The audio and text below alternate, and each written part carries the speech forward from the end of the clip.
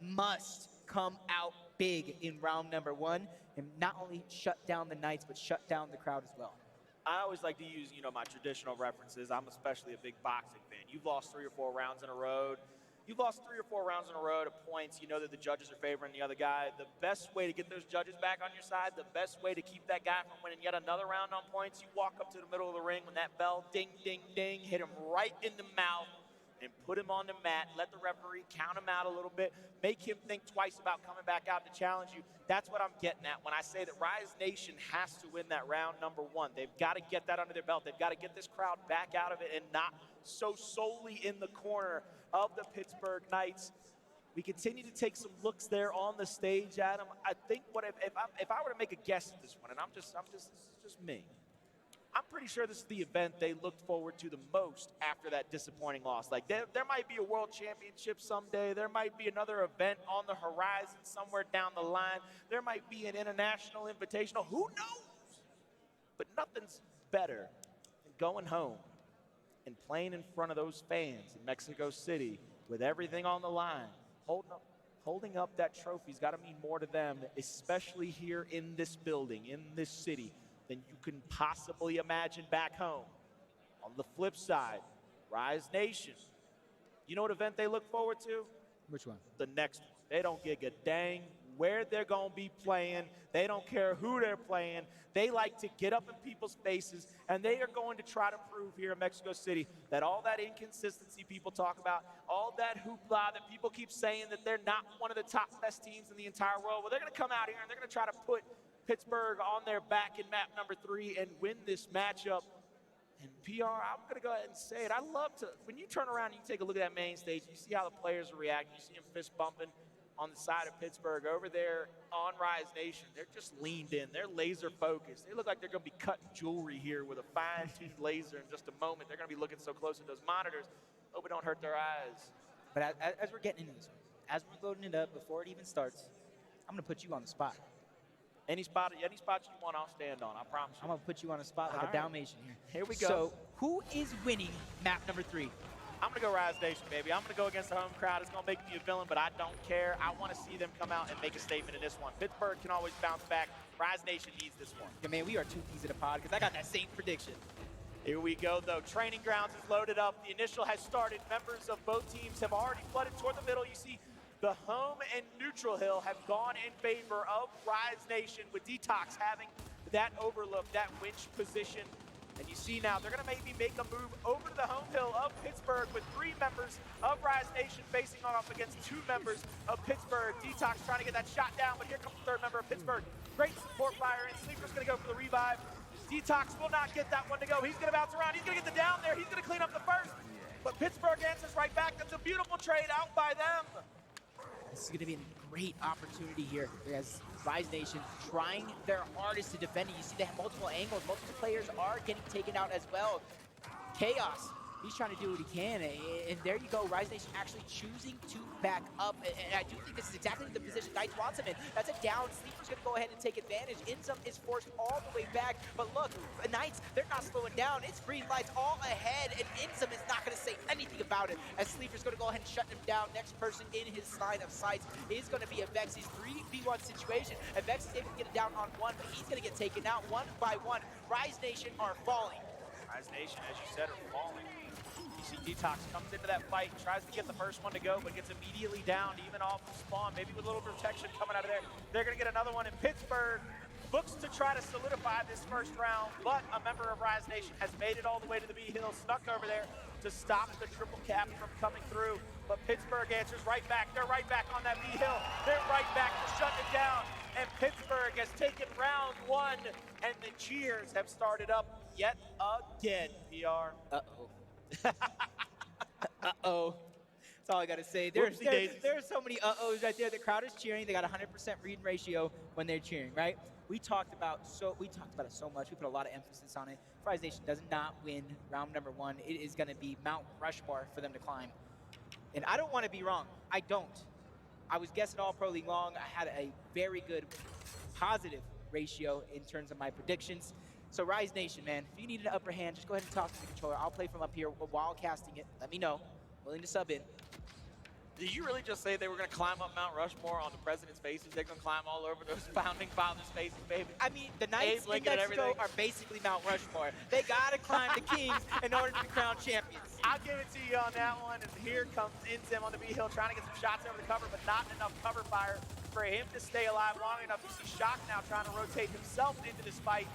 And the cross has been pure from Pittsburgh. Pittsburgh has done a great job with the Lancer to keep Rise Nation from pushing and head down and hammer heading into the opposing spawn. But Detox finally wins that 1v, and he's gonna get shot in the back a little bit, but he's gonna turn around, catch him off guard. He might have gone for that decap. Easy kill as he hops over. Detox getting greedy. This rolls right into Monkeys. And That wall bounce wasn't even necessary. he takes that. Hey, you gotta take those free kills, don't you, PR? Yep.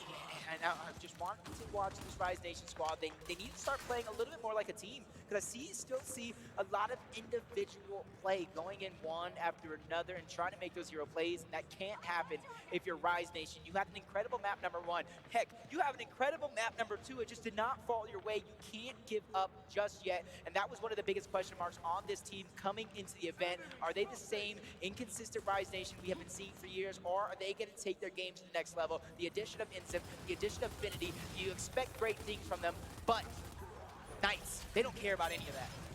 I'm pretty sure Dezenite has put a laser sight on that Lancer, because I don't feel like he's been missing very many shots on anybody whatsoever. Sleeper's going to get one, he's going to get a second. He's going to stay there in that cubby. He's going to help clean up a third. And now he's got finally some reinforcements in Chaos. He's not close enough to get that revive. If he goes for it, he may get himself shot and down. So Sleeper mites the run, but there comes the double kill. So Rise Nation answers back right there with a beautiful double kill. They will possibly get this B hill in their favor because nobody from Pittsburgh is in position to challenge it. Not yet anyway. Here comes Detox and Shock to try to fight off what could be 2 to 3 members of Pittsburgh coming off spawn. Detox will get the first, but he will go down. So now they haven't even capped up this B hill. The hill is not as important in this situation. You got to get these kills to get out, because even if you get the hill, you immediately get wiped away. They take it right back. It's all over but crying anyway. You see, I almost want to talk about Rise Nation right there, because they had everything going for them there. They pushed the members of Pittsburgh Knights back, but they even got a couple of kills, but this is kind of like a replay of map number 2. All those kills mean nothing if you're unable to net yourself a hill, unable to net yourself some extra points. So Rise Nation are still on the back foot here. Sleeper's going to go ahead and take out Drix, and there you have it. Win by elimination, 2 rounds in a row for the Pittsburgh Knights, and there the crowd erupts once again. I don't want to say that things aren't looking good, Then don't say but it. I don't have any crazy metaphors for when things don't look good off the top of the head right now. So I'm going to go ahead and say things aren't looking good. What are you saying? I'm going to try it right now. I'm going to try it. All right. The Pittsburgh Knights are going ball right now. They're setting up the pins, and they're knocking them down, because 2 rounds in a row, that's a clear strike. That's a clear strike, but that really doesn't define how bad things are looking for Rise Nation. But you know what? I'll give it to you, baby. That's A for effort right there. All right, I ain't mad at you. I ain't mad at you. I'm a winner here today. That's all that matters. right. Colin gave me props, but that's a big weapon placement to come out from Rise Top shot. Nation. They need something big. They need a change to come out, and I do think that is going to be what they need. But they got to be careful. They got to make it past the initial. There's an extra utility on the side of the Pittsburgh Knights. All those extra flashbangs here, they all come one after the next, trying to keep Inzim stunned and flashed. And now Shock has to rotate out because they just had no answer for that many flashbangs coming in one after the next. They've cleaned them all off the map, and now you see Sleeper rotating over. They're going to go for this elimination here. They're not going to get it. Rise Nation will come off spawn, so they won't get the elimination domination. They are going to have to rotate all the way to this B hill. Monkeys, a man with a dangerous gun in his hand, has picked up that drop. Has already gotten 1 kill to his name. Wow, that sounds good. I'm over here still laughing because I don't know how Sleeper got behind Shock so fast off the initial, but they need to go in. They need to go ahead and get a break. The break is going to come out, not 1, but 2 hills. You got to wonder, why are they fighting for 2 hills at the same time? Something, to me, it's like a little bit of a communication error. You got to wonder who died, overextending onto the Knights' home hill, but luckily for Rise Nation, they won this fight over at B towards this neutral hill. They're still going to keep some points going in their favor, but they need to be careful. Monkeys just making light work of this Rise Nation squad, and Sleeper as well. And Monkeys is like, guess what, Sleeper? I'm just going to go ahead and keep these kills racking up. It doesn't matter if you're on my team, their team, spectator team. It doesn't matter because we're going to win this round. Cogs is going to dominate here in 2 seconds. You see them still threatening the domination. They're still trying to keep at least 2 hills in their favor. They've got a massive lead in this one, already up to 60 points. And with those 2 to 1 hills, they're literally going to keep pushing Rise Nation into a corner, and they're already up 2-0. If you're Rise Nation, you don't want to go down 3-0. You don't want to be on your back foot. You see Rise trying to get set up because they're going to try to do what I almost want to call the Pittsburgh Knights special. They want to go for a last-second push and try to wipe them off the map to get the round win. So it's going to be up to Rise. They got to make sure not to turtle, but Shock already being taken down. This could be an opportunity for the Pittsburgh Knights to go ahead and press forward, but with 2 hills in their favor, they're about to get a 100-point lead over Rise Nation. They don't want to risk it. Those high-risk, high-reward plays, they don't need it. They're already up 2-0 as well, so Rise Nation is going to have to take a page out of the Pittsburgh Knights playbook and have a victory after one last-ditch effort play. But if I know the Pittsburgh Knights, and I do believe I do, somebody will try and sneak past and go ahead and capture the Rise Nation home. They're going to get a lot of shots there on Monkeys. They're going to get the down on him, but the down was answered by one of their own. So look at that wall of blue by Chaos. Getting some downs, getting some outs, finishing teammates off of Rise Nation. And they're going to push up here. So B-Hill getting decapped, C-Hill also getting decapped. And it looks like Pittsburgh will have the entirety of the map to play with, down to less than 10 seconds. And it looks like, oh my goodness, is that Detox with no respawns already with 1 round left in the half, putting him really on death's doorstep here. Detox getting wiped out, but it is not any good. Pittsburgh 3-0 in map number 3. Man, right now, you know what it looks like? It looks like the Pittsburgh Knights are going fishing. They're catching themselves a couple catfish right now. Ooh, a couple of catfish he on the calls side of catfish. Rise Nation. A 46 game in map number 2 from Avexis. He is completely quiet right now. Look at this. Identiv standing up, getting loud. He's looking for some signs of life out of Rise Nation. He might be yelling at us. He might be, yeah, you know, he probably heard both of our predictions and he's a little angry at us as well. So, you know what, we have to deal with it, you know? But let's see how the vibes are going. Let's see how confident Pittsburgh are with this listen-in from Astro Gaming.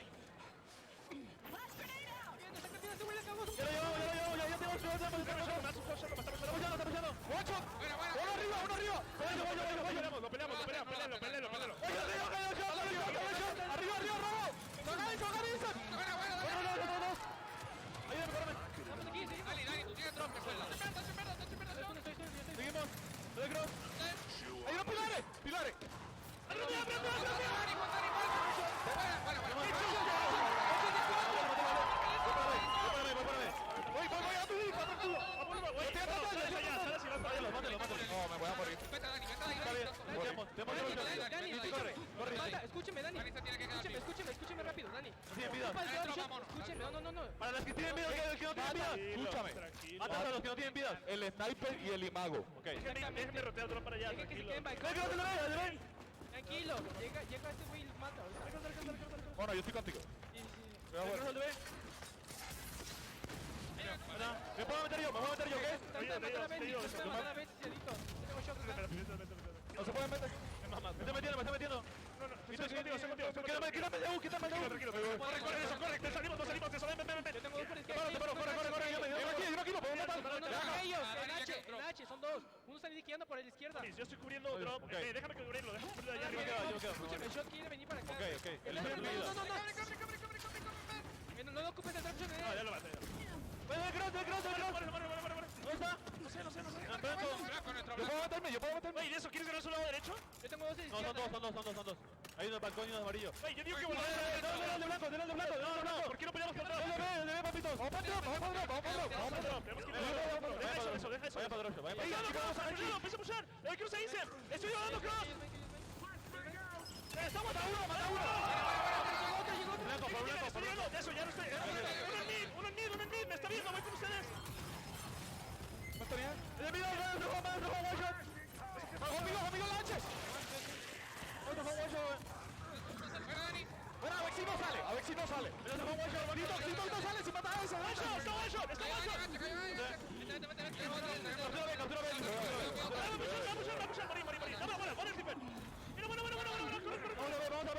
Yo tengo Estamos por mi five. Escúcheme, déjenme matar a un Tengo un B. Bueno, yo te cubro. Ya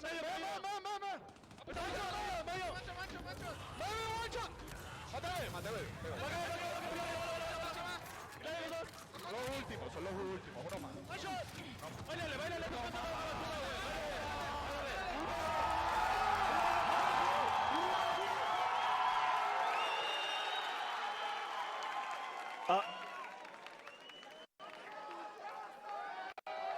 4-0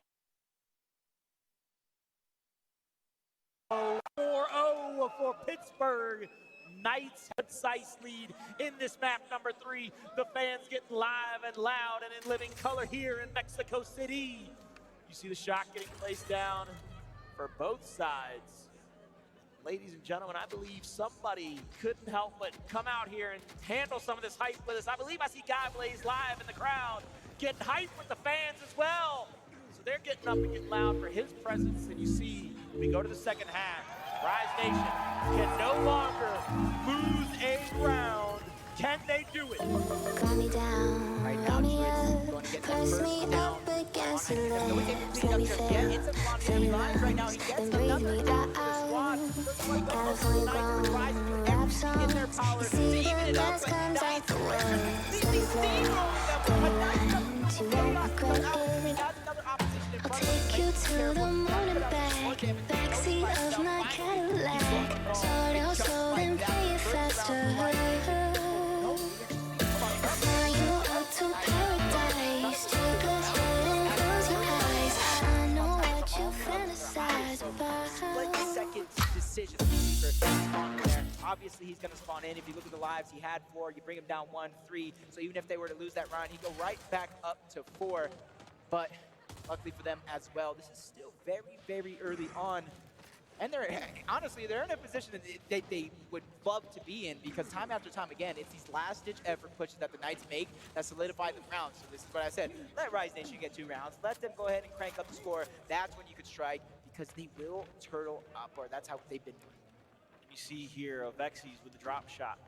He's going to rotate around here. He's going to look for any information whatsoever. He's going to look for a mark, look for maybe 2 members of Rise Nation in the same area. But here comes the first drop out. He's going to get a headshot and a double kill with the instant explosion. So now on the top of the winch, you see Vexies knows they've got a 1-man cornered. They're going to take him out. Another man goes down. So with another clean sweep there by the E-Hill of Rise Nation, Identives left to play defense. First shot on and out, and doesn't get anything. Here comes the flash, here comes the stun. But he will get down, he will get out, and I believe that will be Rise Nation's first round in map number 3. And the boos come out, the hissing comes out. I did not they're expect letting that on them a have Friday. it. They're letting them have it already. There is no way around this, ladies and gentlemen. If you choose to walk into the house that Pittsburgh built, you must deal with the fans that Pittsburgh brought. And Rise Nation is having to deal with the weight of the world on their shoulders, because yet again, even with that first round, they cannot drop 1. You know, I might be getting a little ahead of myself, but if we get a Strahl Knights final, I would honestly be scared of the noise that would come out of this building. The roof would be blown off instantly. Are But we on a fault they line? have to get 'Cause there, I'm pretty though. sure if we're on a fault line, it would cause an earthquake.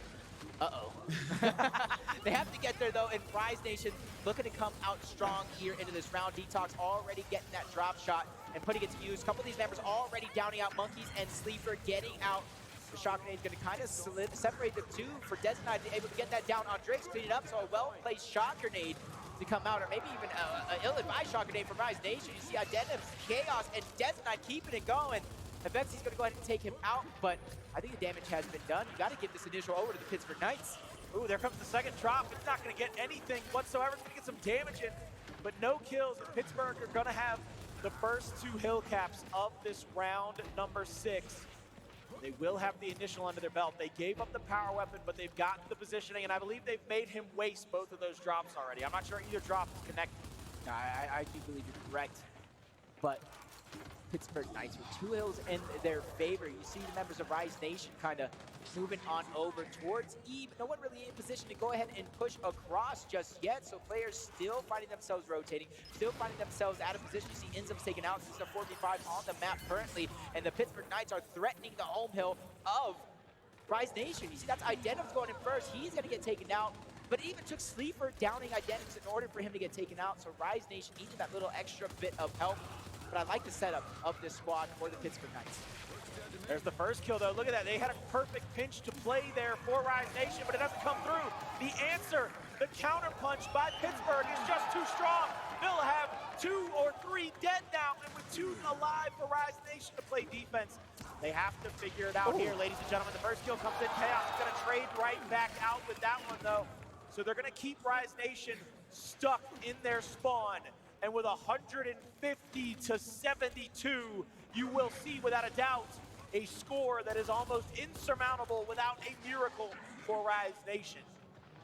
Underlay, amigos. Rise Nation is going to have to go, but I even like what the Pittsburgh Knights are doing. They're having a pressure setup. They're not even letting Rise Nation get any bit of the neutral ground coming out. A well-placed shot for the Pittsburgh Knights going to stop it in their tracks, force the rotation to come out from Rise Nation. A nice instant place. It should stop them, or hit him a little bit way of going over, so Insum has a lot of damage putting on him. Sleeper knows he's not in the best position. He's going to be forced to back up, but the rest of the Knights are not going to back up. Chaos knows my teammate needs help. I'm here to help him. Monkey's getting another kill on Drix as well. Desert Eye is surely scaring off the teammates from Rise Nation, but he's going to have to turn around eventually. But look, the FL's going to stay in control of Pittsburgh, and with less than 9 seconds to go, Pittsburgh with complete control over the E-Hill. This will be said and done.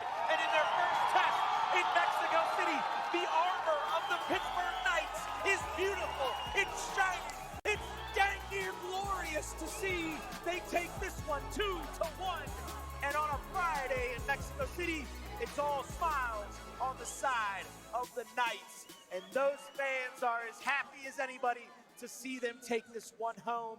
PR, I absolutely could not have asked for a better first match to cast with you on a Friday in Mexico City than what we just got from Pittsburgh and Rise Nation. Man, that match, that crowd, man, they gave me the chills, man. That just reminded me of this squad in San Diego. They were some of the most dominant teams, predicted to almost win the event. They took out that Energy squad in the Swiss bracket. Obviously, it wasn't in the elimination stage, but this is shades of that.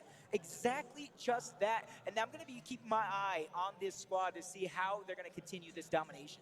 The only way for us to be able to break down all that action is by sending it back over to our analyst desk, where Ribs and Ryan and Lisa will most definitely give us the breakdown. Thanks, guys. And you just saw why I'm not a betting gal. So Pittsburgh Knights, nonetheless, took that win. The guys on the desk, my experts, 2-1. You guys called it. You guys just saw the future, huh? I said it was going to be a 2-1 Pittsburgh Knights. I believe, Jordan, you had 2-1 Rise Nation, so I'm not letting you out of that one just yet. Oh, that's right. An incredible, incredible match. We knew it would come down to the wire to these two teams. We pretty much were under the assumption it's going to be a game 3. I mean, these two teams just so strong. And Pittsburgh Knights, man, they did it in front of the home crowd. That was insane. Just everything you ever asked for in Mexico City. So I want to know, because what I had seen from the beginning, Rise Nation, man, they popped off. They were looking so tight, so solid and cohesive, running that map. They won that first one on Icebound, which is what they picked. And then it just kind of started falling apart halfway through the second map. Literally, Pittsburgh Knights took 8 maps in a row, I believe, before Rise got even another one in there before they took their final loss. Yeah, Pittsburgh Knights got all the momentum, and it happened on that bunker, the final round on bunker. We almost saw what happened on the first map, Icebound. Pittsburgh Knights was up 4-3. They lost 2 rounds and lost that map 5-4. Then it go to bunker, same story. They were about to go to a round number 9 again. They clutch up. That was one of the closest rounds we've ever seen. I think it was 250 to 249. And not only did that deflate Rise going into that final map, I think Pittsburgh Knights and the crowd just came together for that third map, and they almost won 5-0. Yeah, I mean, it was a kind of a story full of momentum swings both ways, right? Pittsburgh Knights come out with that lead. They're pretty much on map point. Rise Nation takes it away from them. That could have very well been a 2-0, by the way. Right, Rise Nation, they steal the momentum. They started on a bunker map, which we know they're not that good at. They started with a lead on bunker. Momentum shifts yet again, that incredible round on bunker, and then you just saw them off to the races on training grounds. That third map wasn't even competitive. Yeah, it wasn't. It was 5-1, as we just saw, and it looked like it almost was going to be a 5-0.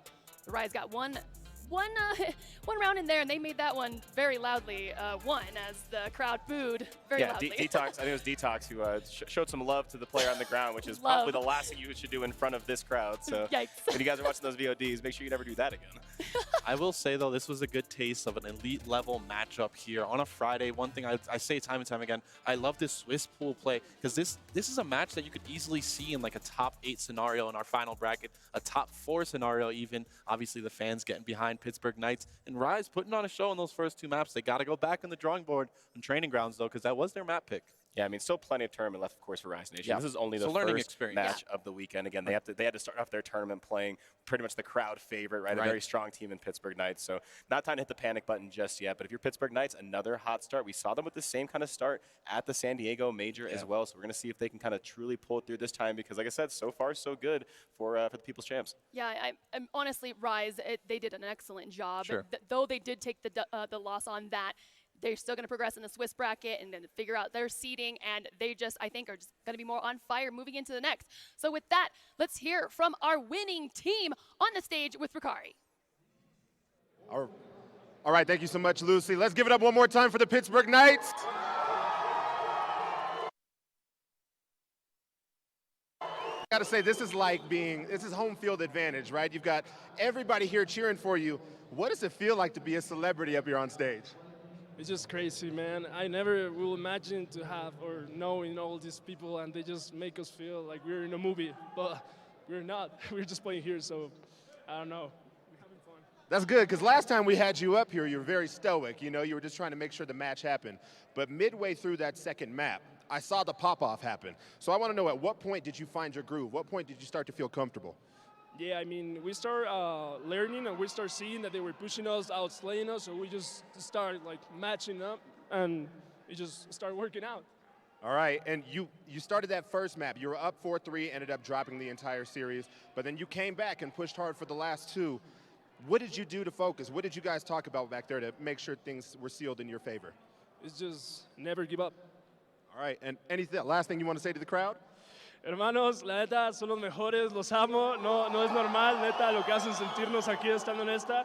Y si les gusta, también pueden comprar su playera de Pittsburgh aquí, si es que les ama. So, ya saben, papitos, yo la lanzo, la quiero. All right, he's giving that out. While he's doing that, Lucy, Desk, I'm going to toss it back to y'all.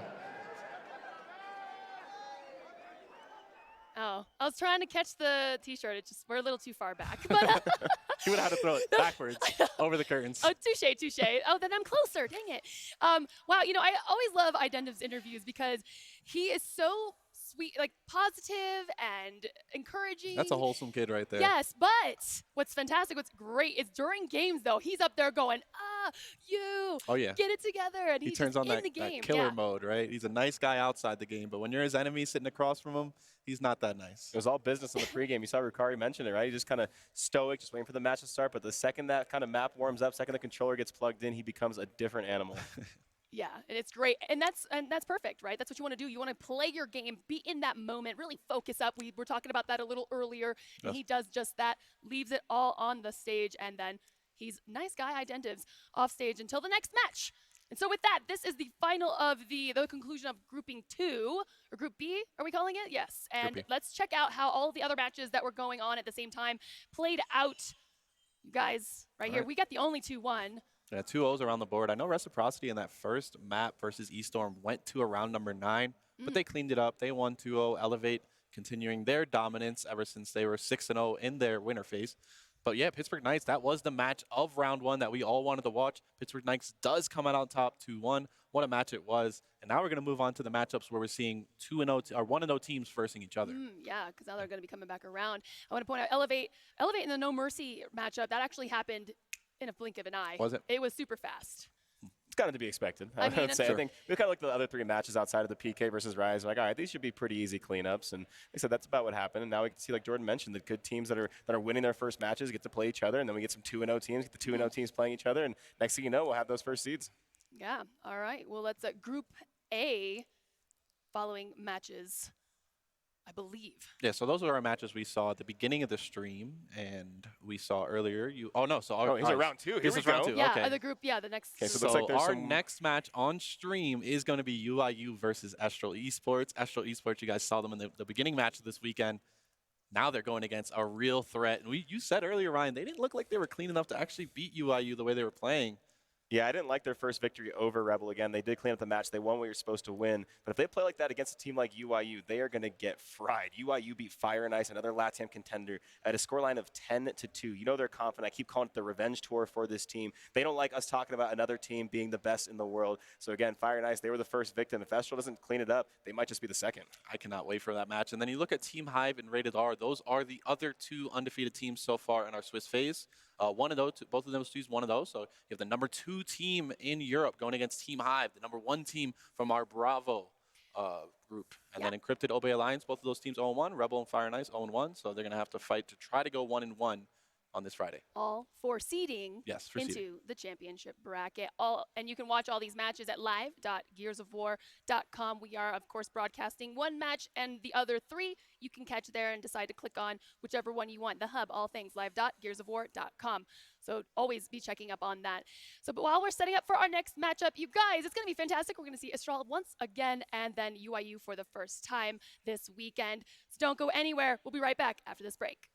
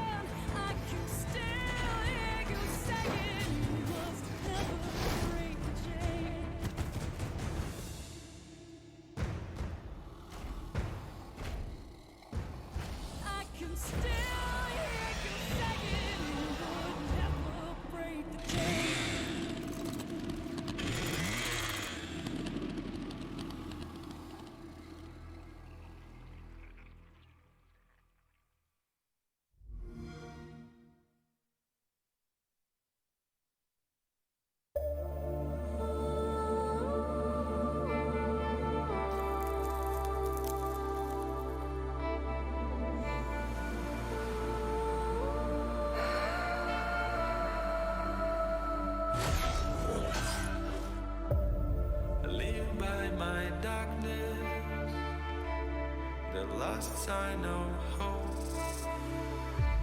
Surrounded by shadows, which side are you on? Something's happening to me.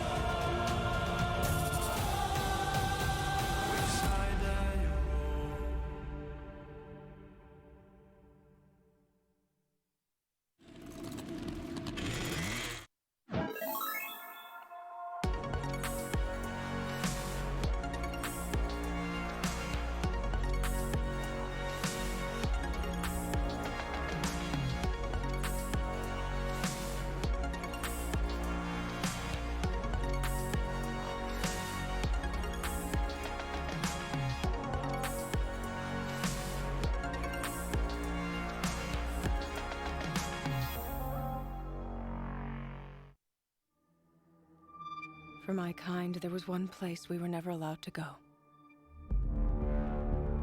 Your world.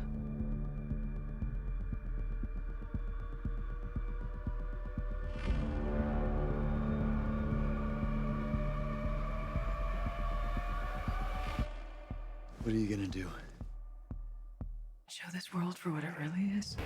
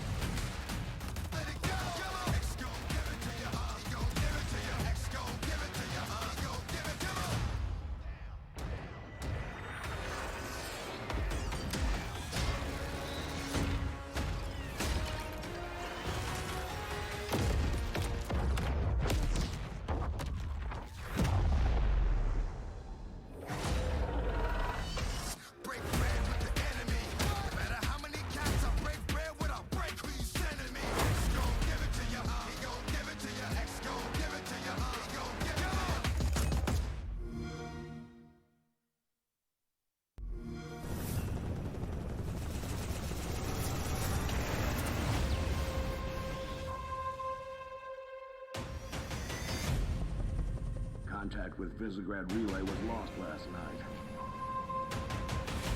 Reach has been good to me. Time has come to return the favor.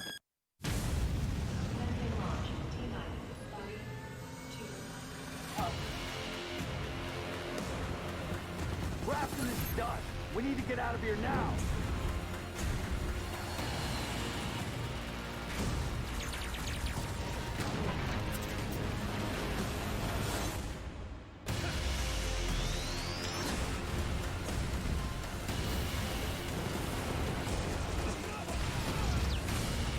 You've been wondering what your Spartans died for? They died for this.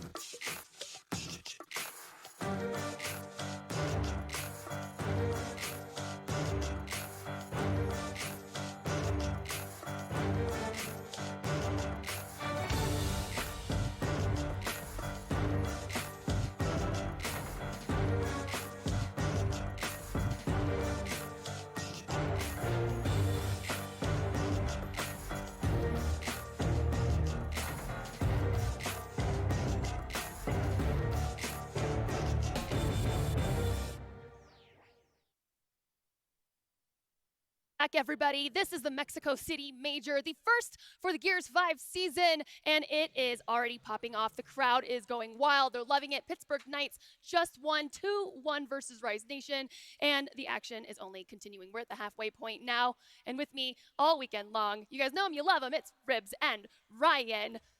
How are you feeling so far as this day has progressed? I mean, are you feeling this is kind of on par? Have we seen any vital upsets at all, or just kind of business as usual? I don't think a ton of upsets yet. That Pittsburgh Knights versus Rise Nation match was honestly incredible, but we're in Mexico City, man. I'm just happy to be back here. I'm happy to hear that crowd roar every time big plays are made. So if you're out there in the crowd, keep getting loud for us, man. We love it. Loud is right. One thing I wanted to notice, the fans are getting what they paid for, coming back to back Latin American matchups on this main stage. I wouldn't have it any other way. I mean, these matches have been exciting. These are the best teams in the game going at it. Yeah, I mean, there's currently 3 super strong teams in the region, so a lot of opportunity for some really, really good matchups up there. Yep. Yeah, and up next we have UYU versus Astral. They played our first matchup of the day on broadcast. They're coming off a hot win. Yep. So UYU, one of the teams that has the most to prove, yes. And will they take it versus the #1 team in Latin America, who is already on fire for the day, and we're going to be setting that up for you guys right now. But in the meantime, we're just going to keep talking about Gears of War. Gears 5 and the situation. We are in a Swiss-style bracket happening right now. 2 groups going head-to-head for seeding in the championship bracket, which will potentially begin tomorrow afternoonish.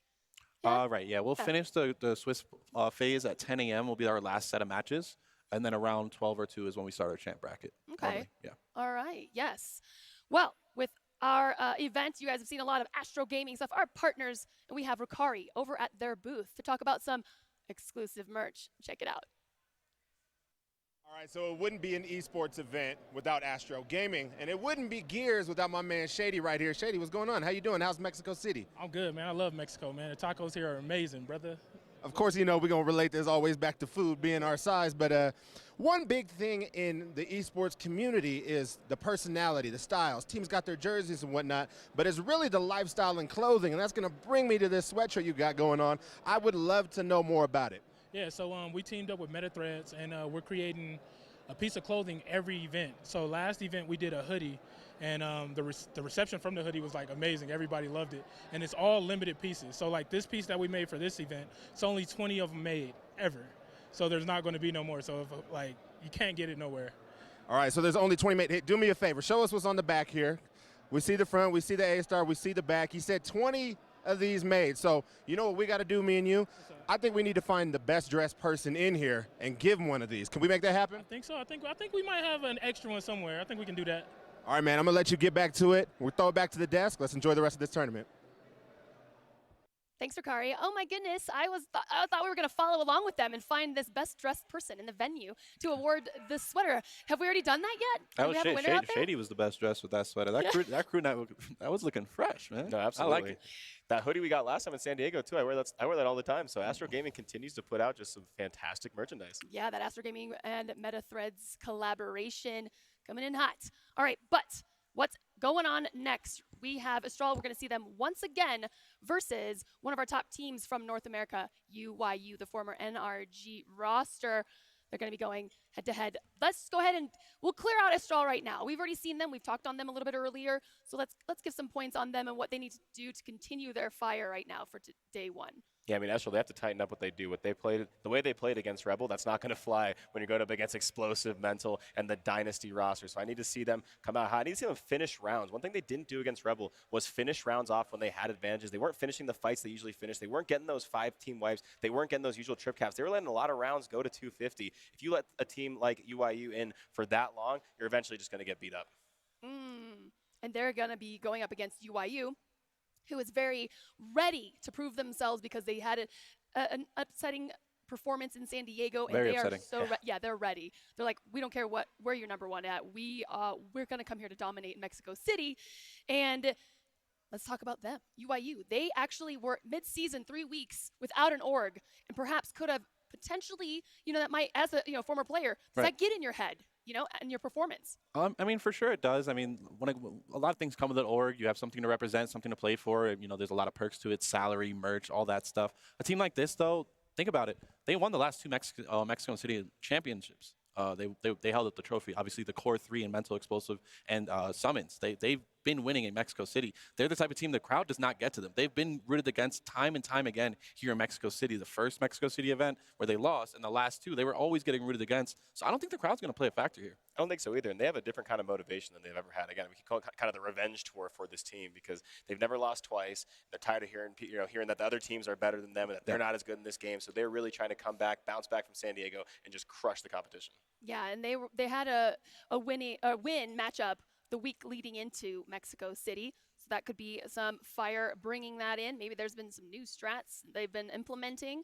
So that is what's up next. If you're just joining us, it is UYU versus Astral, and we're getting that set up. But in the meantime, all day long since 10 a.m. today, the open bracket has been brawling out. Let's take a look at where everyone stands. We have 4 brackets, y'all. We have 2 upper brackets and 2 lower brackets due to a 64 maxed out, sold out open.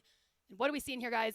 How does this look to you? So we got our 2 qualifying teams on the winner side of the first upper bracket, Hit Gaming and Swan Gaming Y. And I actually need to check out these teams' rosters. I'm not too familiar with these guys, but they're playing well. They're playing Gears 5, and they're going to be moving on to Saturday to play against the pros. I haven't seen a lot of Swan Gaming, but I've watched a lot of Hit Gaming while I was casting the Challenger Series for Latin America. Another team with a lot of slaying power, and they played EGYX in the grand finals a number of times. They unfortunately fell short to EGYX, but they have a lot of slaying potential, pretty good teamwork, and one of the teams that coming in this I did think could definitely make it out. And then on the other side here, we have one team that's already qualified, but we see there I7KX, and that is our Brazilian team. Prodigy. Mostly Brazilian. Yeah, we always show a lot of love to Prodigy. He's one of the community members that puts in a lot of work. He does a lot of graphics for individual streamers. He's done some of the graphics for the actual esports Gears scene. So that guy's he's a jack of all trades. Yeah, and also PDHM qualifying as well. A lot of players from North America that came over. I believe they've won through the Microsoft Store activation. So it's a team comprised of Scavsy, Yachty, Envies, Blast, and Handles. So kind of a sleeper team that no one probably thought much about, but on paper are fantastic players. All right, yeah. And then here are the teams that got knocked down to the lower bracket, and it is a single elim from here. Of course, you need to make it all the way to the end. As you see, it says on the far right, qualified. So all you got to do is make it to that one spot. All and you here gotta there's do. 2. All you got to do. I know. I'm just do the gauntlet. Yeah, easier said than none. This is a desert right now they're playing in. And I mean, it's fun. Those guys are enjoying themselves, I'm sure. But that's a tough scene right now, playing through that losers bracket in a 64 team bracket. But yeah, they're gonna have to battle it out. They're probably gonna be playing late tonight. And we'll see who actually perseveres through that losers bracket in the open bracket. Got to have a lot of stamina to get through that. I mean, you look at it, it's like a spider web of teams. You look at the amount of matches you have to play just to make it out, especially from the lower side. So a lot of these teams got to make sure they do qualify, get some sleep, because you're going to need it. Ooh, yes. Because they're going to be coming in tomorrow. And I want to actually plug right here, because while we're waiting, I mean, why not? We haven't talked about it for a hot second. 2v2s and the free-for-alls. So no matter what you're doing in the open bracket, you can definitely sign up for that tomorrow morning. 10 a.m. is when registration opens up here at the venue. So come on by, sign up, you and your friend or a random, I don't know, whomever. Say, hey, I think you're good, maybe. Let's play together. And you can sign them up. Pretty sure that tournament has a cap to it, too. I remember the last Mexico City event, and we had a line all the way through the venue just trying to sign up for the 2v2. So make sure you're here bright and early if you plan on playing in that. Yeah, I believe you're right. I think there is a cap for that and for free-for-all, which is on Sunday. We'll talk more about that later, because right now, the stage is ready. Sherigan, I'm right here. That's where you guys are. Sherigan's on stage. Let's go meet our teams, UYU and Astral. Thank you very much, Lucy. And yes, we are getting ready for our third match, featuring NA Alphas number 2. They are UYU.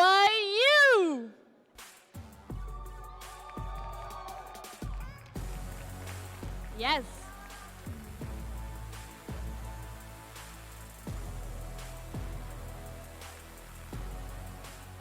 Hi. And on the other side, Latin America #1 ranked team for Gears 5, Astral Esports.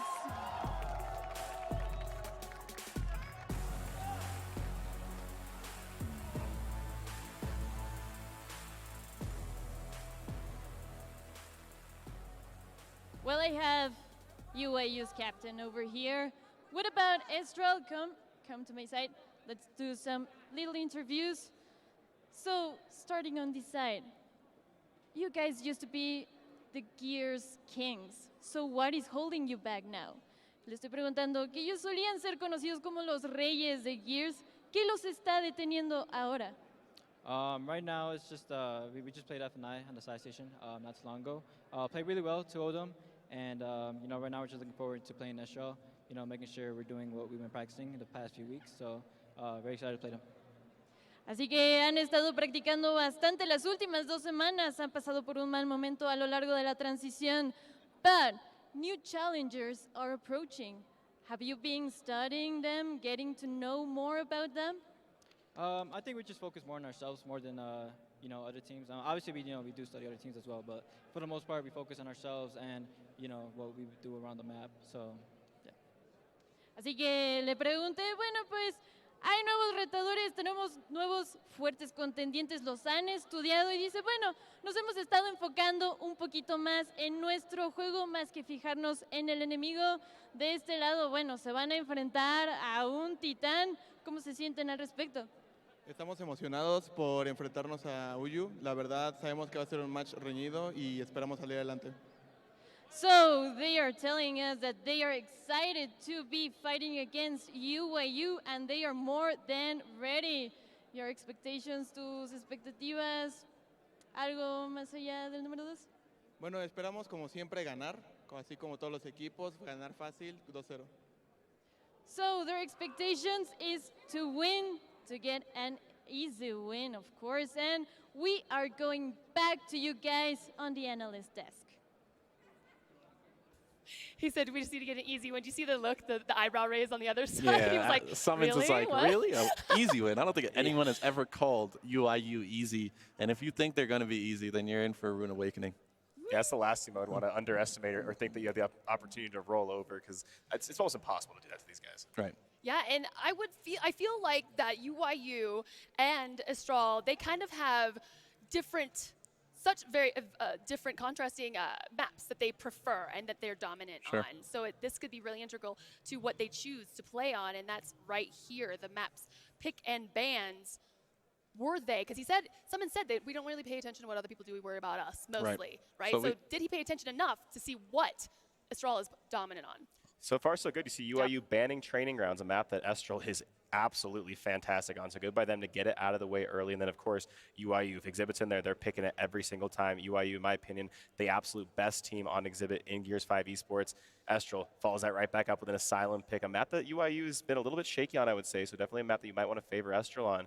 As you go forward, we have that district map pick at the end. And to me, if it goes to that third map, that's going to be a tough one because neither team are really super, super good in that map. Sure. And I actually love this map cycle, to be honest. Exhibit, UIU has been absolutely dominant on, undefeated on that map in this most recent phase, the winter phase. So for them to bring that same playstyle on to LAN, this would be a good job, a good team to test their Exhibit playstyle on. We saw earlier today, we saw Estral win on Exhibit versus Rebel, but they didn't win clean. It was 5-3, and Rebel's not even the best Exhibit team. It's UIU. So if UIU can win that Exhibit, I think that they're going to get what they want. But if somehow Estral wins Exhibit, they might actually get the easy win with a 2-0 after winning Asylum. Yeah, I mean, easier said than done beating a team like UIU on Exhibit. And just to give some context to this matchup in particular, the last couple times they played in Emergence Days, Estral the first time actually sent them home in the round of 8 in the first round. That was obviously a very, very big upset. And then recently, they played again in Emergence Days. Estral went up 1-0 in maps, was up 4-2 on Exhibit, let the rest of it slip the way through, and then UIU, if they get that momentum, if you give them an opportunity to strike, if you give them that last life, they always take advantage of it. They very quickly cleaned up the third map. But either way, Estral has been in position to beat this team in the past. Let's see if they can maybe do it in front of their home crowd. Yeah, absolutely. And, there's the whole conversation of, does Estral feel warmed up because they've already played a match today? This is UIU's first. Or, I'm sorry, second. Okay, right. Both we of these teams are 1-0. Both of these teams are undefeated. But yeah, Estral, they're comfortable. They've played on the main stage earlier. They're definitely going to have the crowd behind them. And as you said before, online, they almost beat them twice in their last 2 engagements. So maybe Estral can pull this out. I'm going to give it to them, 2-1 Estral. the home team is going to continue to win every single match in their home court advantage. Yeah, I'm going to go 2-1 myself, but I'm going to be on the other side. I'm going to go UYU in this matchup 2-1. I do think that Estral is going to win the Asylum, so I do think that's going to be the one map they have going for them, but I do think when it goes that third and final map, UYU's been looking a lot better on District as of late. I'm going to give them the nod if it goes the distance. Okay. All right, well then let's mix it up a little bit. You're the tiebreaker, Lisa. Who you got? I do love both teams, right? And you could say Estral being dominant in Latin America, and we did just see them. It was a little sloppy in my opinion. And it's UYU, guys. We cannot forget. Don't sleep. This is a very excellent team. I'm going to go 2-0 UYU. All right, so you just keep copying Ryan now. Is that what it is? No. Is that what It's the right person to copy, I've been right. All right, we'll see. We'll have to see. I'm just getting a little salty. I hate being wrong, okay? I hate being wrong. It's not your fault. Love being right. It's fine. It's all right. You guys, it's enough from us. Predictions are predictions, and that's all they are. What's going to happen will be happening right now with our casters, Deluxe and Fru. Guys, take it away. Thank you, Lisa, and welcome back. I am Deluxe. I'm here for the first time for the weekend with my man, my partner in crime, the man from across the pond, Mr. EGL. What more can I say, Fru? How you feeling, brother? I'm feeling great. I get to debut a fantastic matchup in front of a fantastic crowd in a fantastic city. What could I ask for more? Yeah, for sure. I mean, we see we know already 2-0 for Latin America already. Estral, the new #1 in Latin America currently. We say UYU, the former champs, coming for revenge. Should be a great matchup, and it should be a very aggressive game for both teams. Yeah, definitely. UYU, they had, as they said on the analyst desk, a pretty easy match earlier on. Estral, on the other hand, had a little bit more of a... No, it was. They had a dominant performance. And on the other hand, Estral had a bit more of a tougher one. So in the warm-up side of things, I think Estral have definitely had a little bit more test on their plate. So advantage Estral in my eyes. We'll see how it goes. Yeah, and the map picks as well. They kind of talked about it on the desk for a little bit, but that exhibit getting through, UYU is so good on exhibit. It's the first map. That's an opportunity for them to kind of get that momentum going, get the early map win, and kind of maybe steamroll from there. We watched them yesterday do some scrims on Asylum. A little bit shaky, but today against FNI, they were not shaky at all. So they might be prepared to run that revenge tour, like Ryan would say, here in the first map. And the exhibit, we're going to kick it off right away through. Let's get into it. Awesome. Yeah, let's jump on board. We're going to be on Explosives' point of view as this first match starts underway. B-Hill, obviously, that contest. Exhibit, very, very heavily focused on this neutral hill. The first team to get it has a huge advantage going into that mid-group. Let's see how it goes down. Yeah, right now both teams kind of jockeying for position. Nobody going to get control of that B-Hill just yet. Don't want to get the advantage, give the advantage away too early for either team. So I like what we're seeing here. And as we know, Explosive, the IGL for this UYU squad. He'll be directing traffic, putting the numbers where they need to be, and hopefully taking control early for this squad of UYU. Yeah, definitely so. This early game, teams are both going to be figuring each other out, kind of working out where the weak points are. Someone's just found a weak point in Estral's defense, at least Crack getting taken out, but Mental falls as well. Explosives trying to return that kill on Reflame, and this is all back and forth now between the two teams. Early days, but it's all about that middle hill. Estral, they have the advantage. Yeah, back in the first round, longest respawns, we're going to see. So if you go down, you're going to be out for a little bit. And that's exactly what happens to Cardia as Summons picks up another kill for the UYU squad. He's going to go over now, try to get control of B. Back over to Adverse, looking for a way around now to help his team out, maybe support from the back. Yeah, back waiting for support as well. Now Explosive though on the corner, so he knows he's there. He knows he's spotted out, marking both players up for his team. Let's see if he gets some help from Adverse. Coming around now, putting in the shots, gets it down. He can take it down as well. Revive coming out from Crack. Great job by him. A great job by Estral to come back in this round and maybe get some numbers in their favor now. Yep, definitely so. Points are pretty even as we go into this mid-game, but you can see that decap coming in on the B-Hill. Estral trying to lock in that second ring, will start to pull away in points. So it's all about this defense now from Estral. They're going to be looking to take out all members of UYU, I'm sorry. Yeah, UYU. We kind of had a bunch of different ways we're saying it this week. UYU is, I'm sure, the proper term. It's a new team for me, so I'm getting used to it as well. Don't you worry. We'll get there. We'll get there. Pronunciation better anyway. And here they go. They're going to go in there. They're going to capture C. They're going to look for a triple cap domination on round number 1. The crowd is trying to get behind Estral, but the hills are not going their way except for the A hill, which has been snuck out by them. So they're going to continue fighting. 182 to 134. They have the lead, but as you see on the screen, they're going to win off in 28 seconds if they can control those two hills. Yeah, that's the question. If, right, against this team, it's always difficult to defend. We see Crack going to fall. The decap comes on the B hill as well, so we're going to see Estral try and recap that back up, trying to get those points ticking once again. They don't have any points in the bag right now. It looks like it is going to get locked in, but the assault here is coming through. Mental gets 1, Mental gets 2. He's looking to clean up here, and they are trying to turn the table, but that cog win condition still going to stick in with 2 caps even in UYU's favor. Looks like Astral wants to maybe back up, play for the A-Hill. They can win off one, but can they get the kills? Can they clean them up? Crack, fiercely, they're doing their job. Astral, here comes the boys from UYU. One last chance to push the A-Hill and get control, but it's Astral cleaning them up, shutting them down. The crowd getting ready to erupt on this first round as Astral continues to show up on the main stage. Good defense there by Astral Esports as they lock in that first round. That's exactly what you want against this solid squad on the opposite side, right? You want to start early, get those kills in, get those caps in, and get that momentum rolling. Yeah, but that can be tricky as well. For we know with a team like UYU, sometimes you back up and play that defense. It's not always the best move. Towards the neutral hill, a couple towards your home hill. You don't want to kind of stack them. You can come back easily in that round. But very good job, Astral. Again, looking to stay perfect here on our Friday event. So Fiercely opening up with that 5-1. You see Adverse there 8-1 as well. Looking very strong on the eliminations front. Looks like we got a couple of grenades going down here at each of the side of the exhibit. So just to help support that opening fight. Yeah, utility is something theme we're seeing over the weekend. Utility grenades, pistols. Oh, and, the Boltok. The Boltok is very, very strong. And each team seems to have a player who specializes in that weapon. So we'll see if it comes into play later on. But right now, 1-0 Astral. They're on the lead here, but UYU takes immediate control of two hills, coming in, getting the kills there. 1, 2, 3 players fall for Astral, and now UYU wants to maybe shut this round down early. They're pushing over to C, they're getting the decap, and they're looking for the capture fiercely in a 1v1, but he's kind of out of position as it's going to be nobody there for his team to support him as well. Yeah, he's got to hope his team can get in this ring now. We're going to look at Crack. He's got that last second attempt, but he's not going to be able to get it in. It is UYU to lock in that second round, and we're going to go back to even strength here. 47 seconds, they shut it down that quick. So they're not going to let Astral get that momentum, get that 2-0 advantage, kind of put them on the back foot. They come right back and answer 1-1 now. And we're going to go back to the weapon picking, the screen selection. We're probably going to see maybe more grenades, maybe utility for one of the teammates, pistols, that Boltok potentially. Potentially. And, Summon's hands, very, very deadly for UYU. Yeah, obviously building up that home weapon placement as well is very advantageous on this map. As soon as you can get something to support that fight down bottom, something big, yeah, you're in good stead. So teams perhaps will start to place more grenades on the map, it seems. Just extra utility to help in that opening fight. Frags everywhere. That's no surprise. There's no surprise. Coming over to the shark tank. Definitely some sharks in the water here looking for that first kill. 5-on-5 still. Now it's going to be explosive. The leader of the UYU squad taking control, looking to back up with some shots and get some support from his teammate. He's got 3 players in front of him. They'll have to be careful, and he's going to get shut down early. So UYU lose that advantage in the middle. Mental tries to do what he does and get those kills, but he's shut down as well. UYU just falling one by one now to the Astral squad, and maybe now time to back up and play a little defense. Let your guys get off respawn and get those numbers back before you start to push forward. Solo's got to be careful here, though, because it looks like Astral, they've managed to find that flank. They're going to try and make a pincer move up there.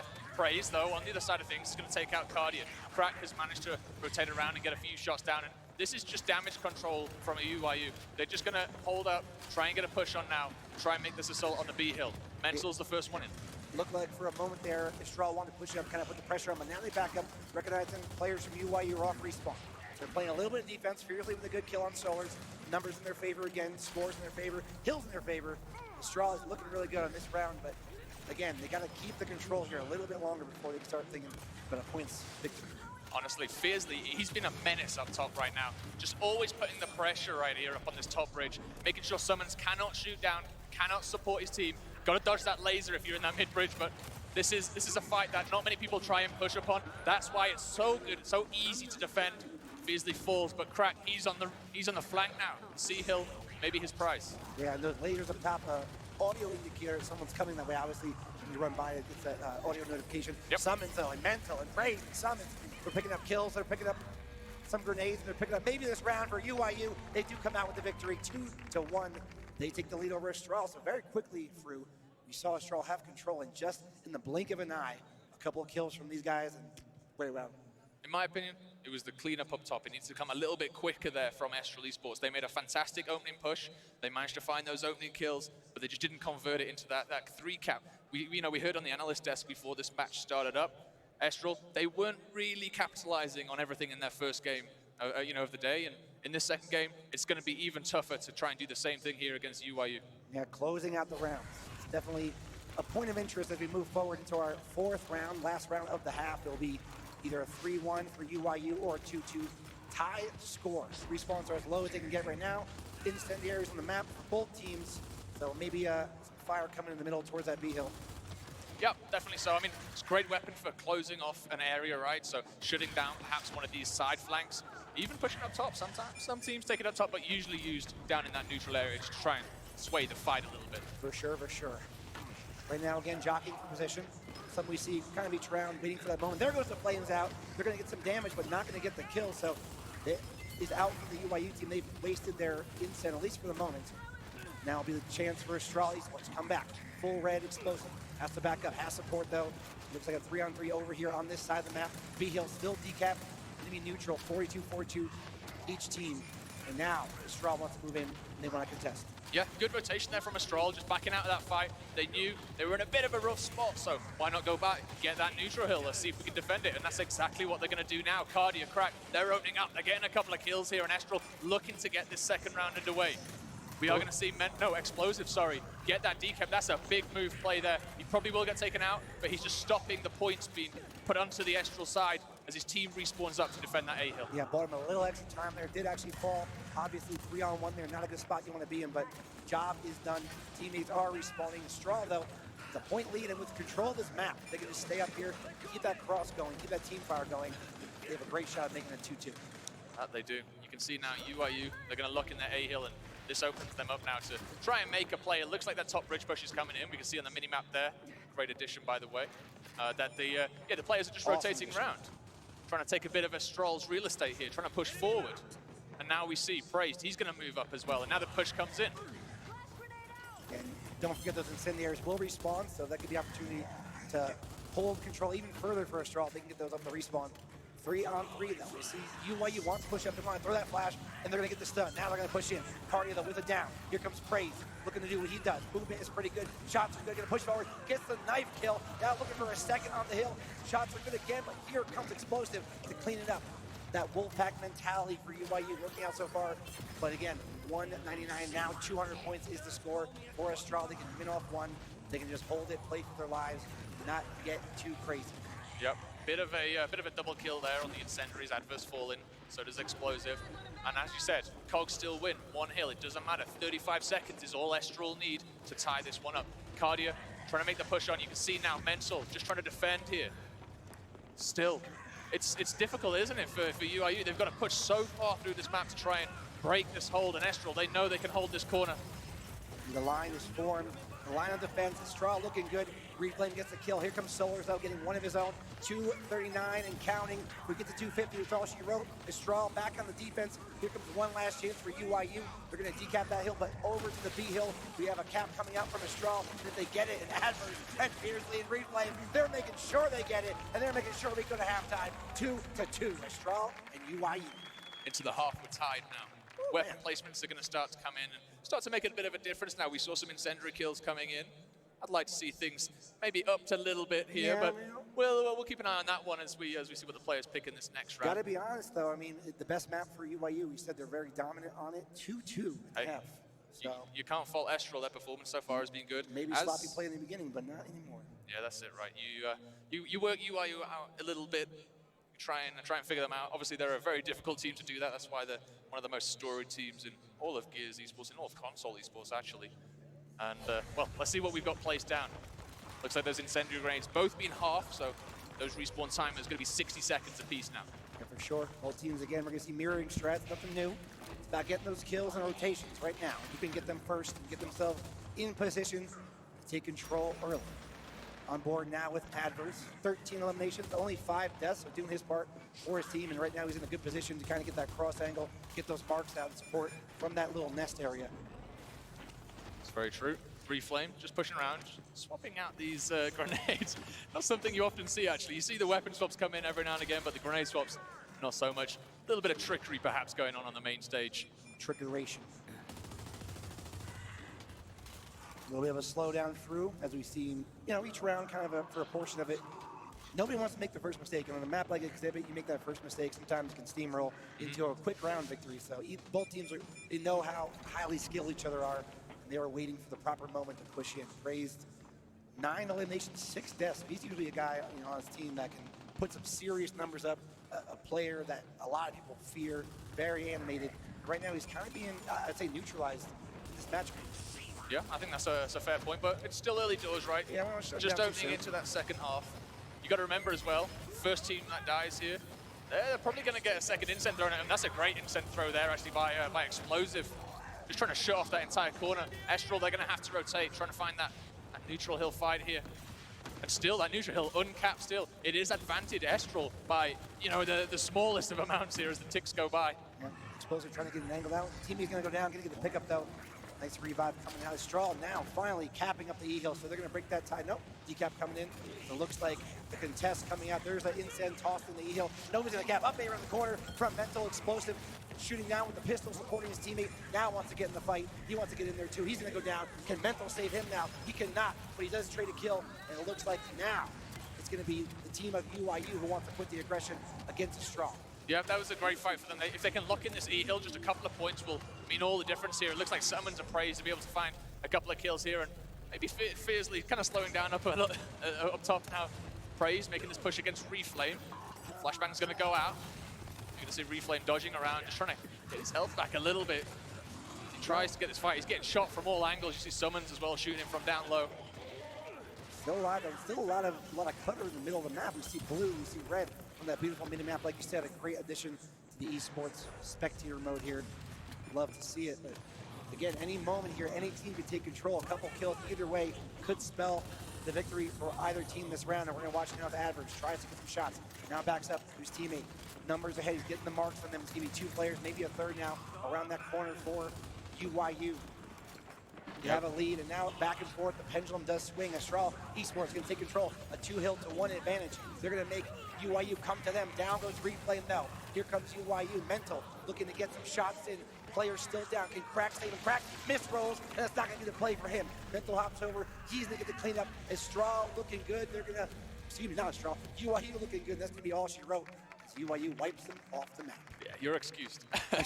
It's all right. It's the first Honestly, one of the weekend, okay? It is, and that's the only. I'm joking. Honestly, though, from UIU's point of view there, that was a great bit of slaying prowess. They came through, realized that, yes, they had to make that play. Estral had that neutral cap, and they came through and they fired on all cylinders. That's what they do best. They find a way to win. In this case, it was that elimination victory. The former kings of Gears of War.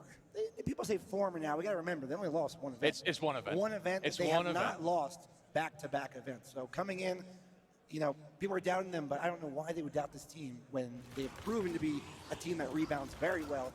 New org on their back now, so they want to prove something here in Mexico, a place that they have some of their best memories. Remember the reverse sweep last time we saw them? Oof, that was a major comeback from them.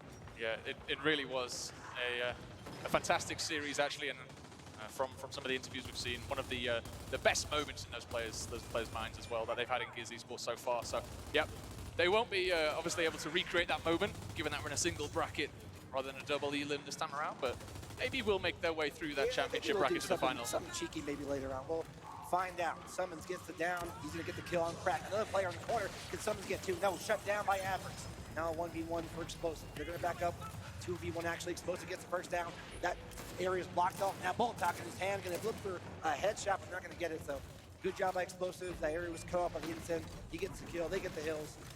UIU in control early. That loadout Boltok being a bit more, I say meta, I guess, here in Mexico. A lot of teams picking it up. Some teams actually that we're not playing with it before, definitely starting to use it. They've seen the power that it can bring. Now Adverse on the push on the flank here. He's able to get a kill. He just get a good spread here. Just take out Praise. Now looking for Explosive. Explosives gets a great incendiary. Actually gets the double kill here. Explosives does have Reflame in front of him though. Like my Adverse, well done, sir. Up there in the corner, Reflame gets a kill. He's full red. Got a teammate next to him, though. They're going to 2v1. They can stay at a good range here and not let that happen. Not let it 2v1 happen. They're going to trade out, so at least they get the kill. Back around now. Pistol's going to be out for Cardia. He's shooting. He's going to go down, actually, to UIU. So back and forth we go. We see numbers again moving towards the middle of the map. A lead for UIU. That lead will be diminishing if the E-Hill can be captured by a Straw. Here comes the push now. You see Explosive. He's going to back off. Crack and Adverse just pushing up with those flashbangs. The flashbangs are thrown back in. Retribution here is explosives. Just trying to find a way through. They're trading damage, they're back and forth, they're body blocking for one another. Just trying to keep themselves alive, and Summons, he finds that first kill, so now it's a 3v2 situation. UIU trying their best to push through. As you said, a neutral hill still up for grabs, still to play for. Neither team can really back off from this fight, and you see Mental getting across from the other side now. It is going to be UIU opening up. They are going to get this neutral hill cap, and they should be able to lock themselves in for a round here if they can just keep this double cap. Yeah, healthy point lead. They're going to be at the point very shortly where that one hill will gain them the victory. 3-2 currently on the score in favor of UIU. Look at me, the 4-2, nice job. Fiercely throwing the flame in the fire. Gets the kill, but isn't enough to maybe break some ice here over towards the neutral hill. 2-13 and counting for UIU. Fiercely needs to do a little bit more. Has two players bearing down upon him. And that's going to be Praise getting the kill. Praise gets another down. UIU cleaning them up now. Reflame has to go big here and Crack as well if they're going to have any chance to come back, but we're at a 228 to 170 score. 2 hills to 1 UIU. I do not know through if there's even enough time. I don't think there is here. Reflame, he's trying to make the most of it though. Does get that kill on Praise. Praise had a great double kill. Oh, that's not what you want. Crack does fall, Reflame's going to fall, and that pretty much solidifies this one for UIU. The elimination victory comes in, and now they're on map point. 2 straight rounds for UIU map points. And now they're looking to be in form. You know, a little bit of a slower start for them. They're coming back on their best map they have on the circuit. Explosive getting a little bit fired up there in that middle seat. He's ready this weekend. I talked to him yesterday. I saw him today. He literally told me yesterday, he says, I'm ready to go to war. To war. To war. I saw it in his eyes, too. I took a step back. I'm like, not with me, brother. No, you do right. I got a cast tomorrow. I'll be touching me right now. That's very true. That's very true. Well, they are performing so far. They're looking pretty strong at UIU. Estral, they've got a big comeback to come through. If they want to win this first map, it's going to be a big reverse sweep if it does come through. Let's see what gets put down. First half, so maybe they can do it again. It never count them out, especially in their home country. Oh, that's for sure. I would like to see the crowd get a little more animated, get maybe behind the boys, but it's neither here nor there. It's true. We'll see it. We'll get it. It's only early in this tournament. They win another round, they're going to get up. I bet so. Boltok out in the hands of Adverse. Has to hit one more shot to get the down with a headshot. Not going to do it now. Wants to push up on Praise. Get a little cheeky there, but he does get shut down by that UIU squad. Team fire so good. 2 kills going out for them in favor of UIU. And right now through for Straw, you got to kind of back up a little bit, wait for a better moment. You don't want to push too hard here. That's it. Reflame just push a little bit hard, but he gets the flashbang out. He gets the kill out, right? He's looking to try and make plays for his team, but UIU, they are slaying out here. They honestly are. They're definitely the better team in that category right now. Estral, they need to step it up a little bit here. They need to try and find some control on this map. Solars, he's going to get pushed fiercely, trying to be the one to maybe get his team a little bit fired up here. Yep, and we got Crack. Look at the respawn pool. Only 1 respawn left for the game, so he definitely has to value his life as compared to the rest of the players. 3, 4, 4, 2. So for Crack, not be on that front line of the game. That's it. That's it indeed. Bush is coming down below. Look at Summons cleaning up. A lot of red on my screen right now. That's going to be the team of UIU just shutting them down. It looks like they're playing with confidence. Snapping next and cashing checks. They're going to move over now to get that triple cap domination. Don't see anybody that can potentially stop this. And it's just going to be over for UIU unless it can be a straw coming back here. No, they're going to get in the hill though. They get the touch. Crack does get the kill. And they momentarily hold out here through. And they come back and continue to prolong this round. Yeah, that was right on the wire there. Estral with a great defense coming off spawn, managed to get those kills. Mental though, he's played a little bit cheeky here. He's going to get the decap on the D-hill. He does have 4 members of Estral to contend with. I don't think this is going to be anything in terms of a triple cap, but just trying to delay some time. And now Praised in the same situation, this time fiercely. He's going to check that spot, make sure no one else is sneaking behind them. Yeah, Praised wisely backs up, and not wanting to risk his life. But now, I don't think he can get out of here. Can he get a kill, though? At least trade a 1-for-1, a 2-on-1 advantage, moving around, looking for that 1 shot. Wrap around the corner, does get the 1. If he gets the 2, I'm going to go nuts here over the cover. He does go down, but in that moment there, a 2-on-1, you can't allow him to even get that 1 kill. Still, Straw coming back on the kill feed, looking for 1 more chance to potentially force another round. Mental having to back all the way into spawn now, and this is pretty much a last-ditch defense here from UIU as they're getting pushed so far back. Estral, all steam ahead. They've got to push, you know, we heard on the analyst disc, we said, they're an aggressive team. We can see it here. Crack, he's out though. We've got to look at that. It is a 4v5 situation. Looks like Reflame as well. He's going to get taken out as well, so now this is probably going to be it for Estral as UIU. They're trying to tighten that vice, trying to close this out now. Nothing they can do. It's going to be UIU taking map number 1 here on our Friday Years at War Mexico event. Well, we said they were a good exhibit team.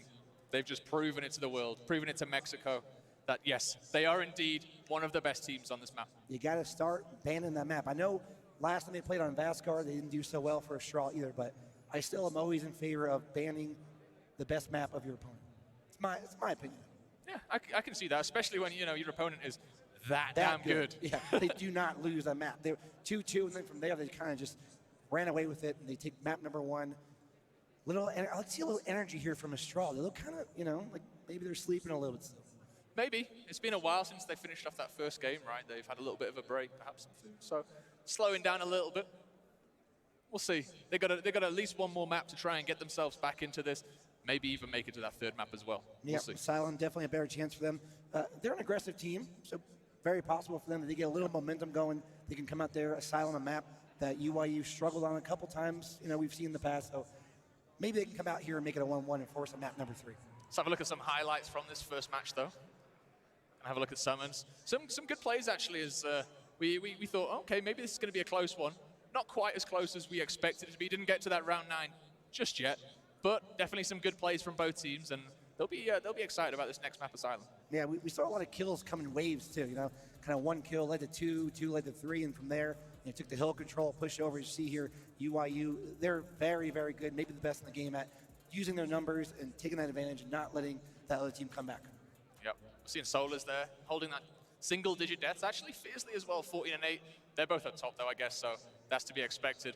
But Explosive leading the team, 30 eliminations to his name, 10 plus deaths. 20. Yeah, on you're on the plus side. So you want to keep repeating that one. That's for sure. Definitely a good map for UYU. Can they continue it? Can they move on and take out for the first time this weekend a Latin American team? Well, it'd be the first time we see it on stream. It'd be the first time. I'm not sure in the venue. We've definitely had some open bracket teams falling, so that's obviously a lie. But yeah. we on the will big stage, though. Yeah, on the main stage, LATAM has been dominant. This one, though, looks like North America. They're in the advantageous spot right now. Yeah, I mean, the crowd behind the straw. So, again, if they can just get that little bit of momentum, a round win, a map win, anything to get that crowd back into it, it would be a great chance for them to come back and force a map number 3, Asylum. It's going to be a good map, I think. I think it'll be a bit closer than Exhibit. Even though we had a 2-2 Exhibit going into the second half, I think Asylum could be a bit closer, especially since we've seen the struggles from UYU. We're already going to bounce right into it. It's UYU versus Strahl, map number 2, fiercely on board, capping that home hill. Can they come back and force a map number 3? Let's have a look, I guess. Let's get into this. Let's have a look at Asylum. No time to wait. Exactly. Both teams having played this already this weekend. We saw UYU, they beat Fire and Ice 5-1 on this map. On the other hand, though, Estral, they managed to win 5-3. It was a close affair, but both teams managed to find wins. One team's going to lose this time around. Let's see who it's going to be. All right, we're seeing the kills already going out. Big fight happening at the B Hill. Mental now on the flank, looking to get that up A, looking to get that shot. He's going to get it off. Movement good. Shots are good. UYU early advantage. They're going to control A. They're going to control B. See numbers here on the respawn coming out for a Strahl. Nothing yet, though. They're not pushing in any direction just yet. They're kind of content to hold that home hill until the 2 other players come off respawn. Yeah, that makes sense. Just get your backup in place before you start to make any kind of brazen pushes. Yeah, that's something we see from a lot of amateur teams. You want to wait for your reinforcements. You don't want to push in there, especially against UYU. So good with that wolf packing mentality. You want to wait to get full numbers in your favor before you push in, try to go for a retake. Yep. As well as those flashbangs as well. That's it. That's it. They're always useful, right? This is a good setup actually here from UYU. You see Mental just holding that middle pocket, offers so many angles. You can obviously fire down to where Cardi is at and try and stop this rails push. But you can also fire up towards the bridge and support your home hill player. So fantastic place to hold. We are going to see the push come in though. Train coming through, got the tracks, the train's coming through, but Mental does pick up the kill on Cardia. Now he's trapped behind that train for the moment. It's going to be UYU still holding 2 health to run control. Praise gets the first one, looking for the second one. Mental with the down. Great team fire. They control 2 hills again. Fiercely looking for a kill, picks it up, but more fire coming this direction from UYU, not letting any of these players on a straw breathe for a second. I've been impressed so far with Fiercely's aggression here. He's not a scared chap, is he? He's going to go for it against pretty much anyone who's in front of him, and I like that play. His team were down and out. Scared, yeah, you got to push forward if your team needs you. And when you speak to them, I mean, these UYU guys, not a lot of people are crazy about playing them this early, but this is a strong team. They want to prove that they're a legit team. They want to play them early. They want to show up early here on Friday. So far, so good for UYU. A missed roll by Cardia. did not have his ticket for that train ride, so he got taken off the map. Just like that, UIU wins off one hill, 242. Unless a miracle can happen here for the squad of Estrella, it's going to be early advantage to UIU. Yep, good kill out by Solos just to defend that home hill. Actually, UIU locking in that first round, carrying on that momentum from Exhibit. And they are looking strong, actually. They are looking very, very good here on Asylum. Yeah, I expect some utility grenades to go out here, potentially pistols. But something we also see on this map a lot is that drop shot getting played. So I think if we see a 2-0 UIU right now, I think the drop shot's going to go down for Estrella. So let's follow along here, see what happens. That's it, right? The shot grenades usually come in support as well. Shot grenades, yeah. We see that big fight up top. I plan on seeing a drop shot, though. Before the map is over, yeah, I plan on seeing a drop. Which Keep I don't an eye mind, because it's great for a retake and to hold that B hill, for sure. But from who? From Estrella? From UIU? That's the question, right? We'll see. Question mark right now. Let's have a look at this opening fight then. Explosives going to be the one pushing up here. Just trying to get a bit of an angle here on Estrella Esports. Cardia directly opposite, and this is pretty much stalemate. You can see that UIU, they've got control of that middle again, so just opening a few little advantages there, but Explosives going to back off here. Estrella, they've got control of that top mid-bridge, so have a few more shots as well. So. Yeah, and this is a map Explosive likes to kind of roam that middle area, get those marks out, put some shots in for his teammates. He's very good at that, very good at calling the shots and putting out shots as well.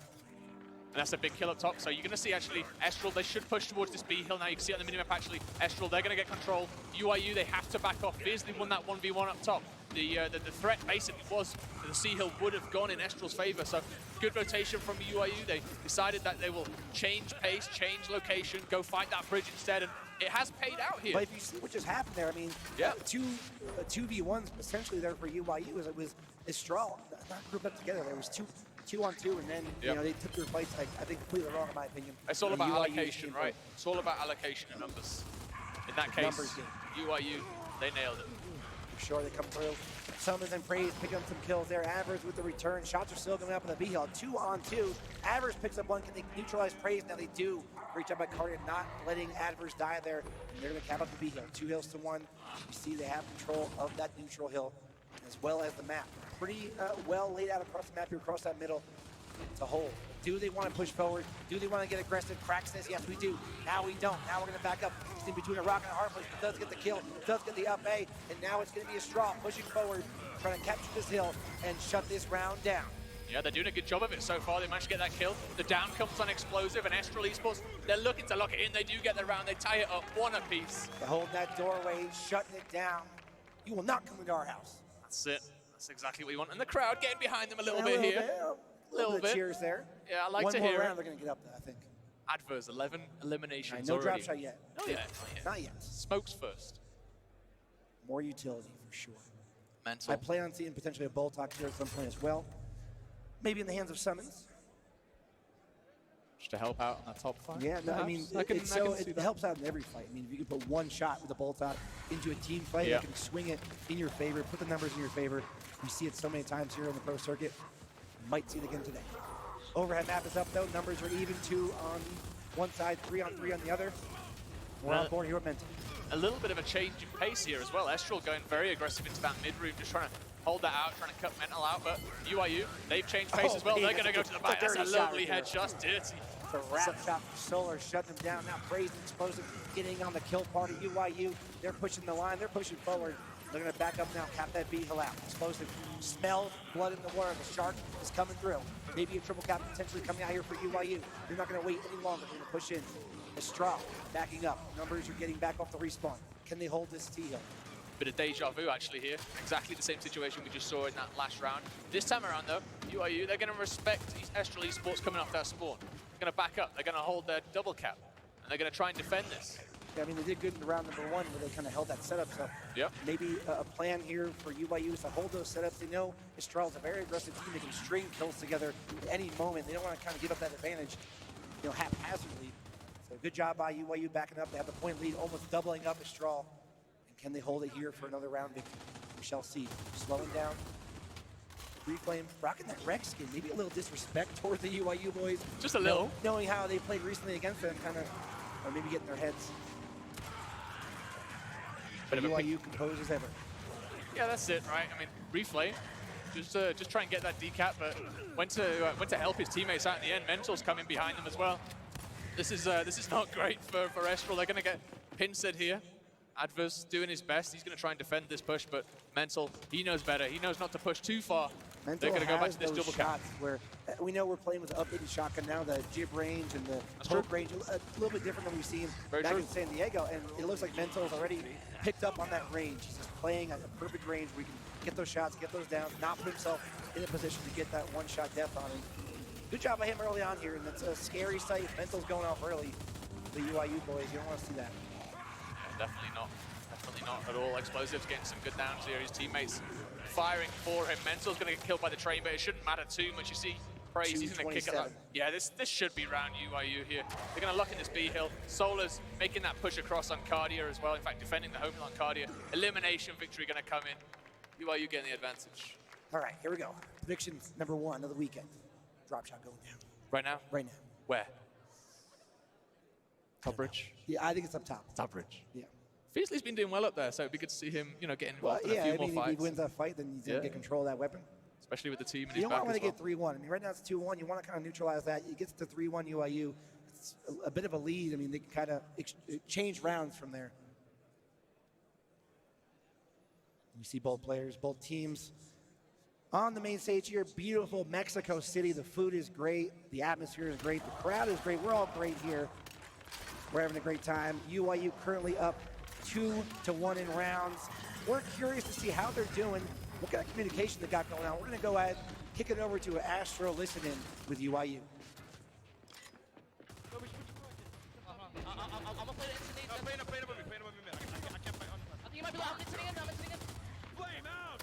Yo, you can shoot him! You can shoot him! You can shoot him! Go to that spot! He can't sit there! He can't sit there! We can shoot him, bud! They fighting mid! They fighting mid! They'll stay alive! Everyone stay alive! We should leave B top. The mid right now! The mid right now! Hurt! The mid right now! Hurt!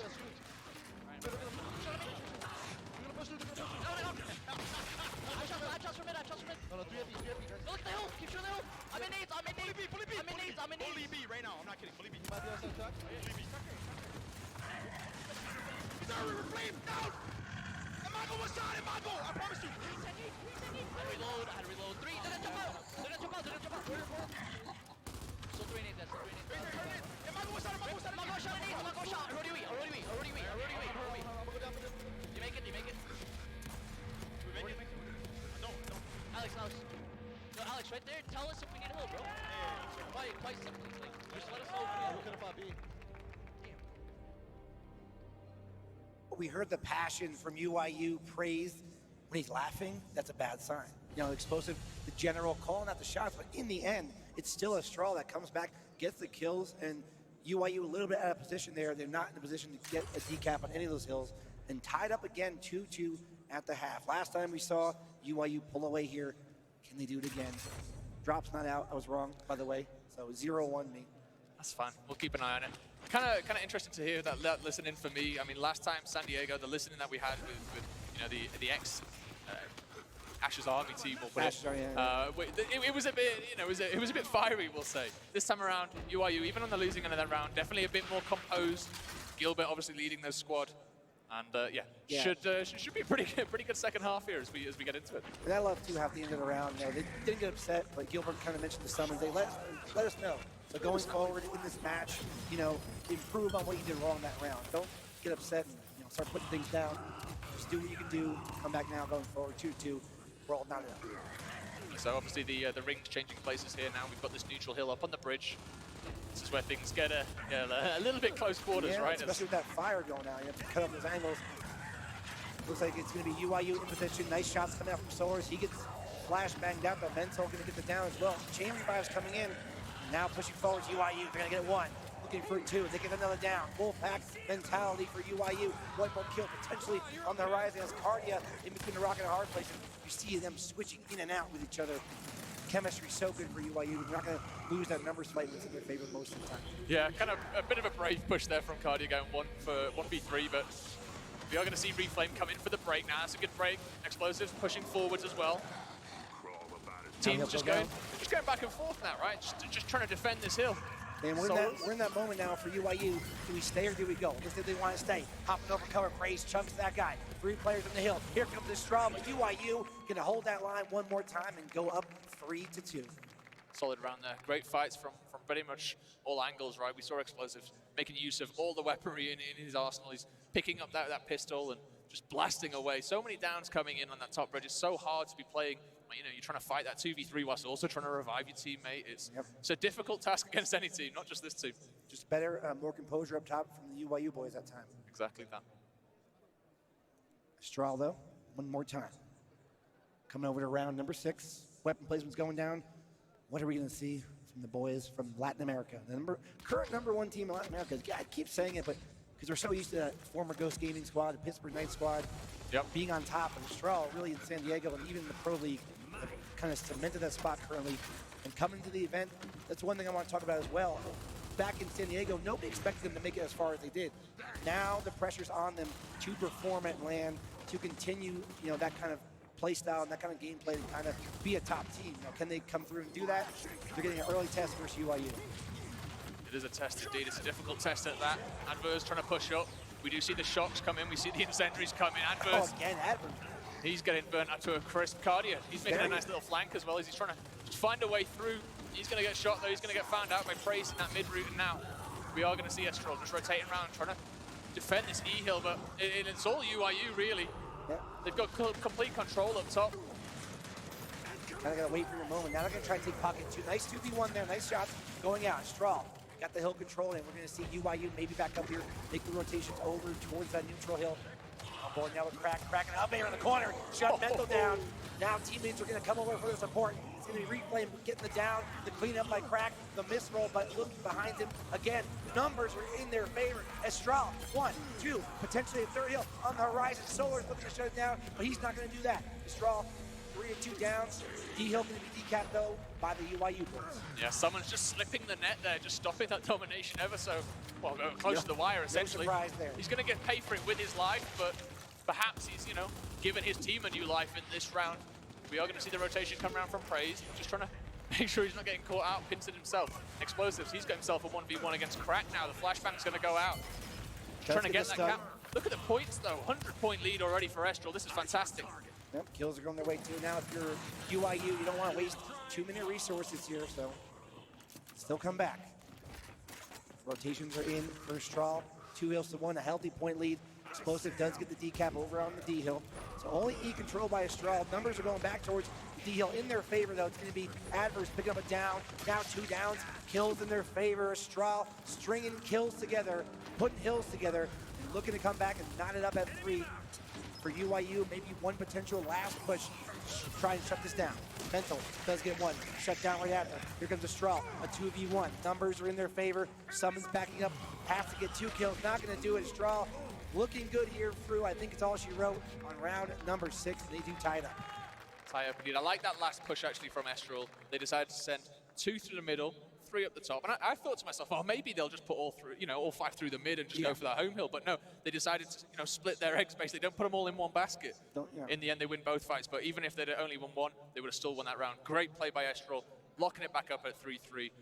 Now, well, it's all to play for. Yeah, big round coming up. It sounds obvious, but 4-3 either way.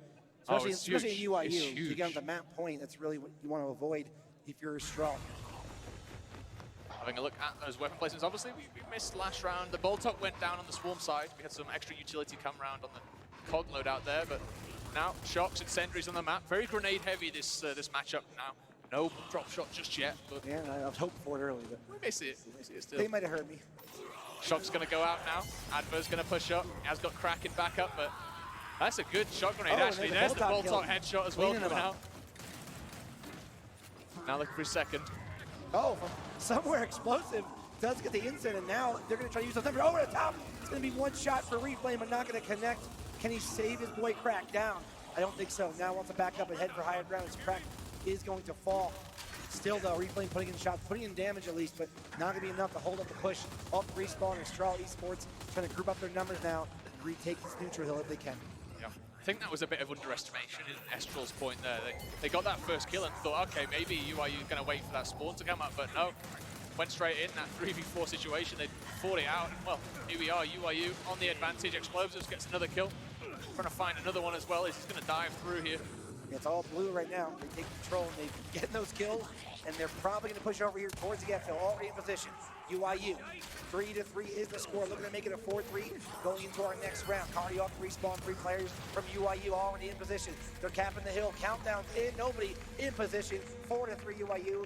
Map and match point coming up.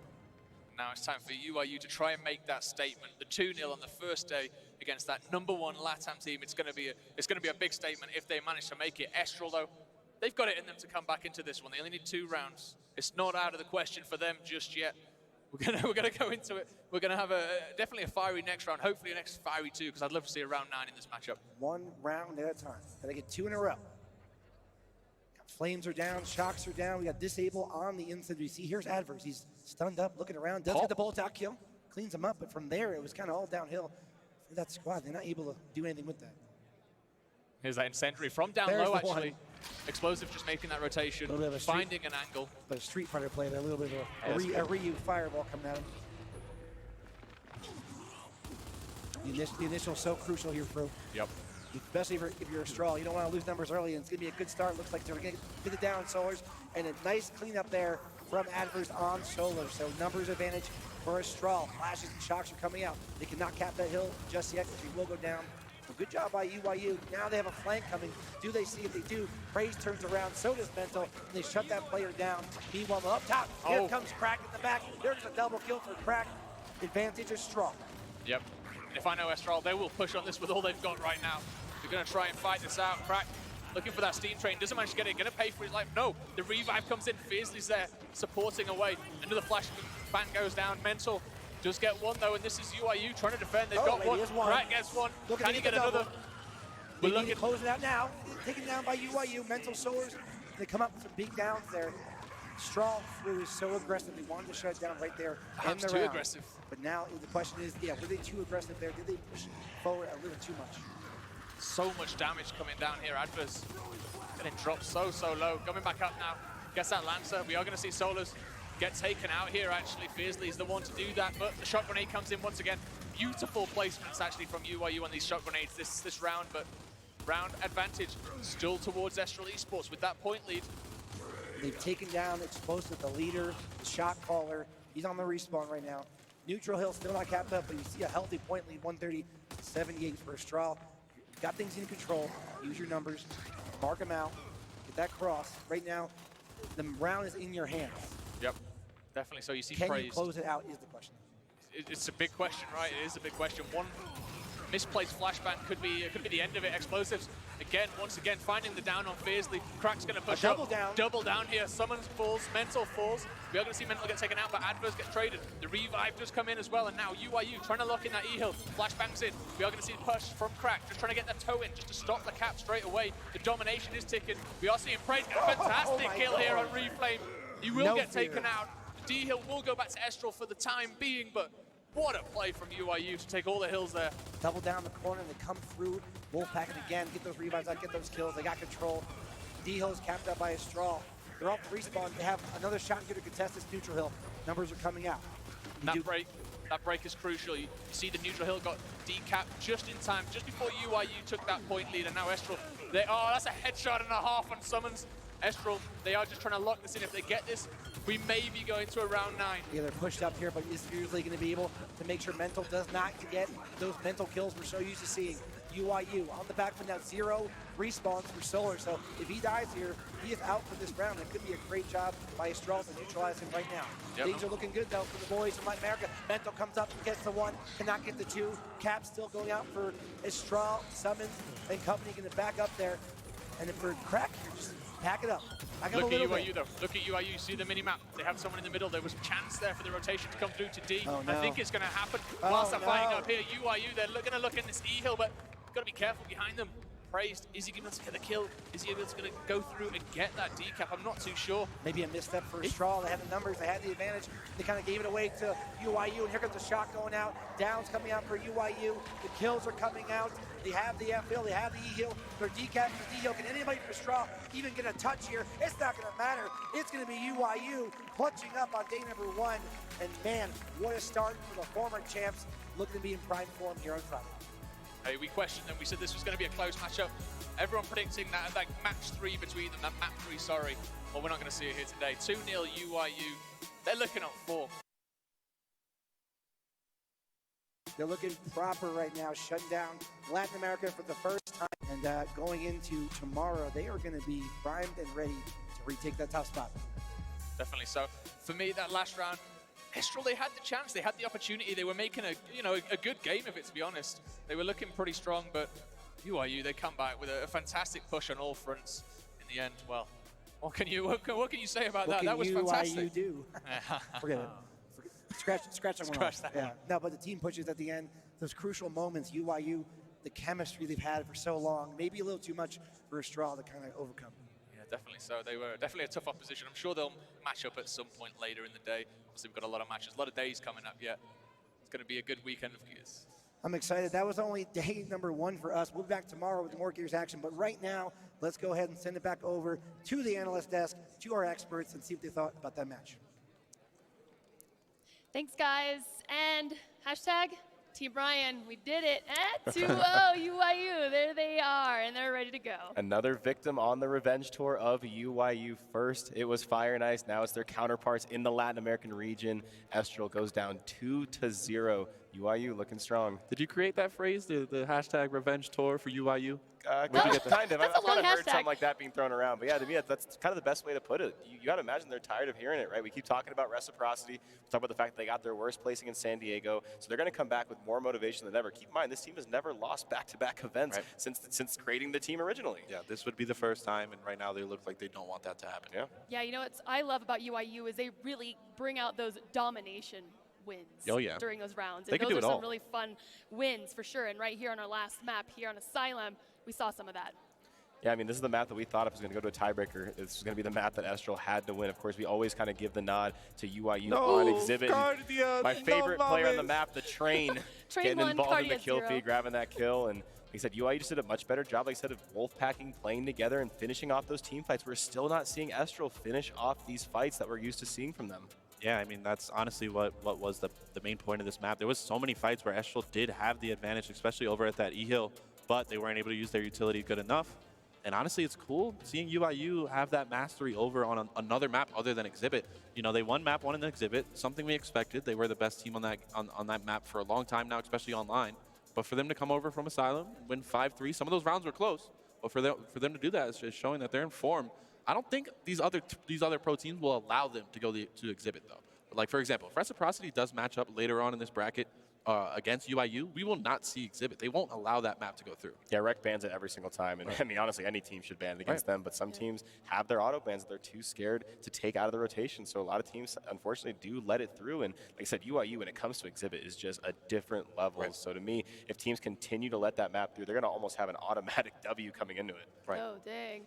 Well, the thing I've noticed with Estral and just in Latin America in general is they really love to hold those 2 hills and play, then just posture up on those and try to get to 250 first if they can't get the elimination win. But going up against a team like UYU, who, like I said, loves to dominate, they're like, we don't want to. We want all 3, and we're going to take you out in a dominant fashion. Well, the thing that's scary about those 2 hill caps is now you're playing defense, right? Exactly. And it's a situation that UYU is prepared for. That's a team that's very practiced, and Coach Ash is one of the most, or the most winningest coach in esports history.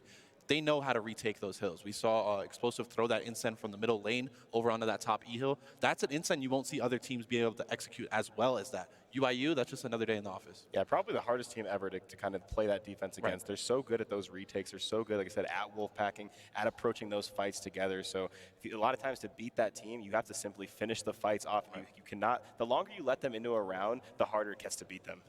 Yeah. Speaking from experience. Literally, I can't tell you how many times we have the best setup of all time, and everything's looking great. We had 2 hills, all the points in the world, and that one fight, it's all they need. They need one fight, and they can just wipe you off the map. Definitely a learning experience for Straw. As they go in, they're going to have one more round to play tomorrow to determine seeding for the champ bracket. But right now, let's go to the floor with Cherrigan to say hello to our winners. And thank you very much, Lucy. We are right now with Explosive. So, what is it about Exhibit that you like the most that makes you so dominant? Así que primero dominaron en Exhibit y le estamos preguntando qué es lo que más les gusta de este mapa que los hace tan dominantes. Exhibit is a very close range map. There's a lot of wolfpack involved as well as rotations. And I feel like controlled chaos is kind of like the peak of our team. That's one of our the best things we do. So yeah. Así que Exhibit es un mapa un poquito más cerrado en donde, bueno, tienden a hacer el packing, tienden a juntarse un poquito más los equipos y a tener batallas de alcance cercano. But Asylum was kind of a different story, maybe a more tough fight for you. So what made the difference? Asylum is just a bigger map. A lot of Asylum kind of revolves around grenades, especially second half when Shock and Instants are both on the map. It's really just a matter of who executes better, and we ended up getting the best of them. So, Asylum pues es un mapa un poquito más grande y bueno, ahí las batallas se definen en la segunda parte, sobre todo ahí con las entradas, con las granadas. Y bueno, al final él dice que el que ejecuta mejor es el que termina ganando. So, final question. Is the king back in the game? We never left. There you have it, guys. El rey nunca se fue. Está de vuelta aquí en el Mayor de la Ciudad de México. And now we are going back to you guys at the analyst desk. Thanks, Jurgen. Explosive always great with those one-liners, right? They just hit, like, we never left. We just went to the restroom for a hot second. He was ready for that. So you already know he was waiting for that question to be asked. He's doing that in his bedroom. He was ready. He looked in the mirror, and he's ready to say, no, we never left. Yeah, but can we get a shout-out, though, to Jurgen? Because, man, that woman has given us the answers twice, English and in Spanish, and she's saying, asking the questions twice. So kudos there, Hypes in chat, because she's working hard for y'all, all right? Because we're here in Mexico City for the first Gears 5 Mexico City LAN, and it's fantastic already, day number 1. The crowd is loving it. We've gotten, as Deluxe had said, this was the first non-Mexican team, non-LATAM team to win on stage so far. Yes. And so with that, how about we go ahead and check out the results for this grouping that has concluded. Ooh, look at that. All right, so big one I'm seeing is Rebel versus Fire and Ice. So not only did Estro lose, but another Latin American dominant team losing to Rebel. Rebel was down 4-0 on the first map, was able to bring it back 5-4. We talked about that team having players that should be considered pros that aren't in the Pro League. They're proving that they're here to play this weekend, winning their first match. And then Fire and Ice, a team that made that roster change and looked so much stronger online with exploits. We were really hoping to see a big showing from them, and there's still plenty of tournament left. But this is a little alarming to see them now drop both matches in a row, especially dropping to a team like Rebel, who a lot of people would say they had the advantage over. And wait, Obey Alliance too. I mean, yes, it's encrypted. Yes, this is a team that came out of the Challenger Series, but Obey Alliance was not able to win one singular match in this most recent quarter. For them to come and win a match on LAN, that's got to be a good feeling. I'd rather win on LAN than at home online. Exactly. The big money's here at LAN. And just to follow up with that, I will say, again, I've been kind of watching when these matches finish up. And that Obey versus Encrypted match, that happened also in a jiffy. So Obey must have found their groove. They're feeling real good right now. All right. Good for them. Good for them. All right. Well, those are the standings so far. And coming up, we have our last group of staging, and that is Group B. Their second round of games right here. We're going to be watching Reciprocity versus La Familia on the main stage, guys.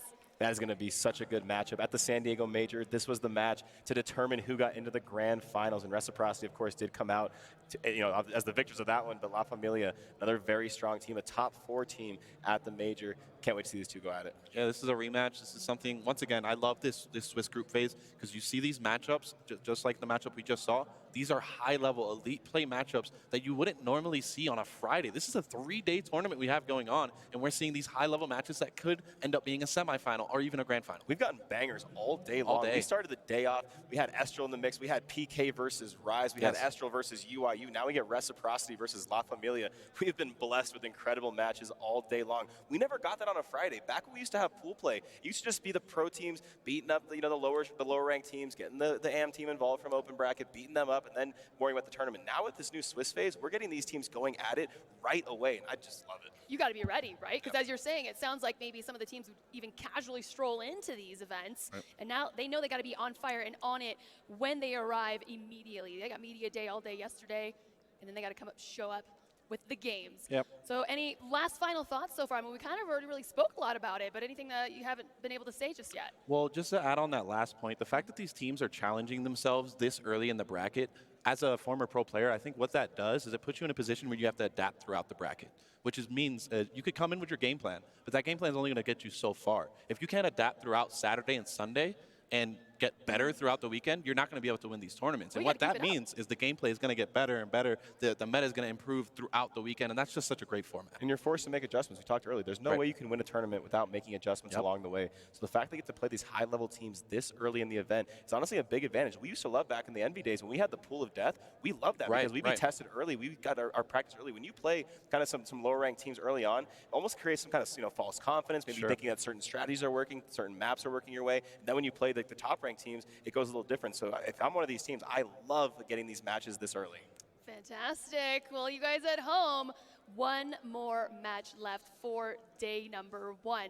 We're going to take a quick break, but you guys really don't want to go anywhere because up next, it's the number 1 team, our reigning champs, Reciprocity versus La Familia. We'll see you after the break.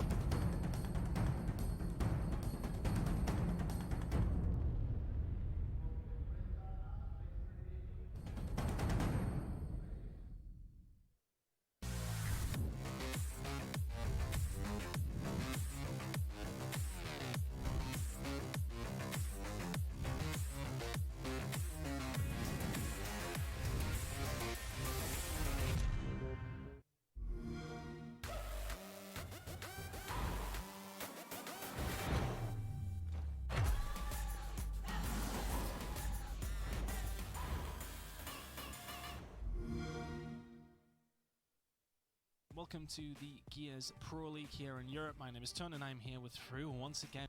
Every single week during the Pro League, we will be joining you live here from London.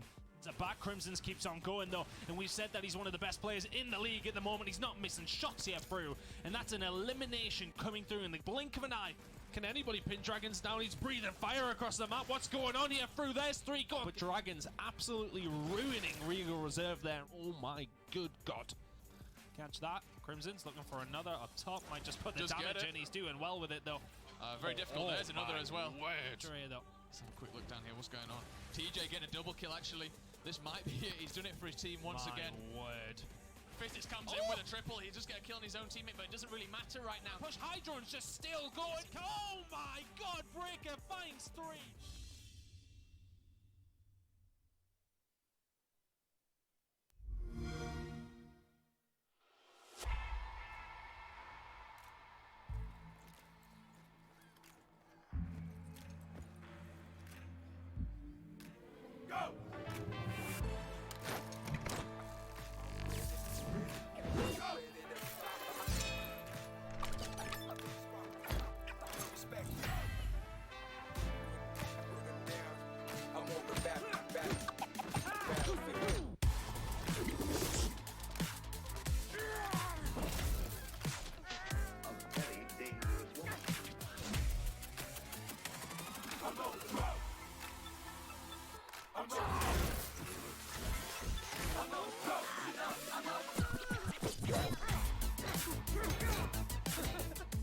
Pule para cá. I said fire! Get them up! Damn you, you useless corpse!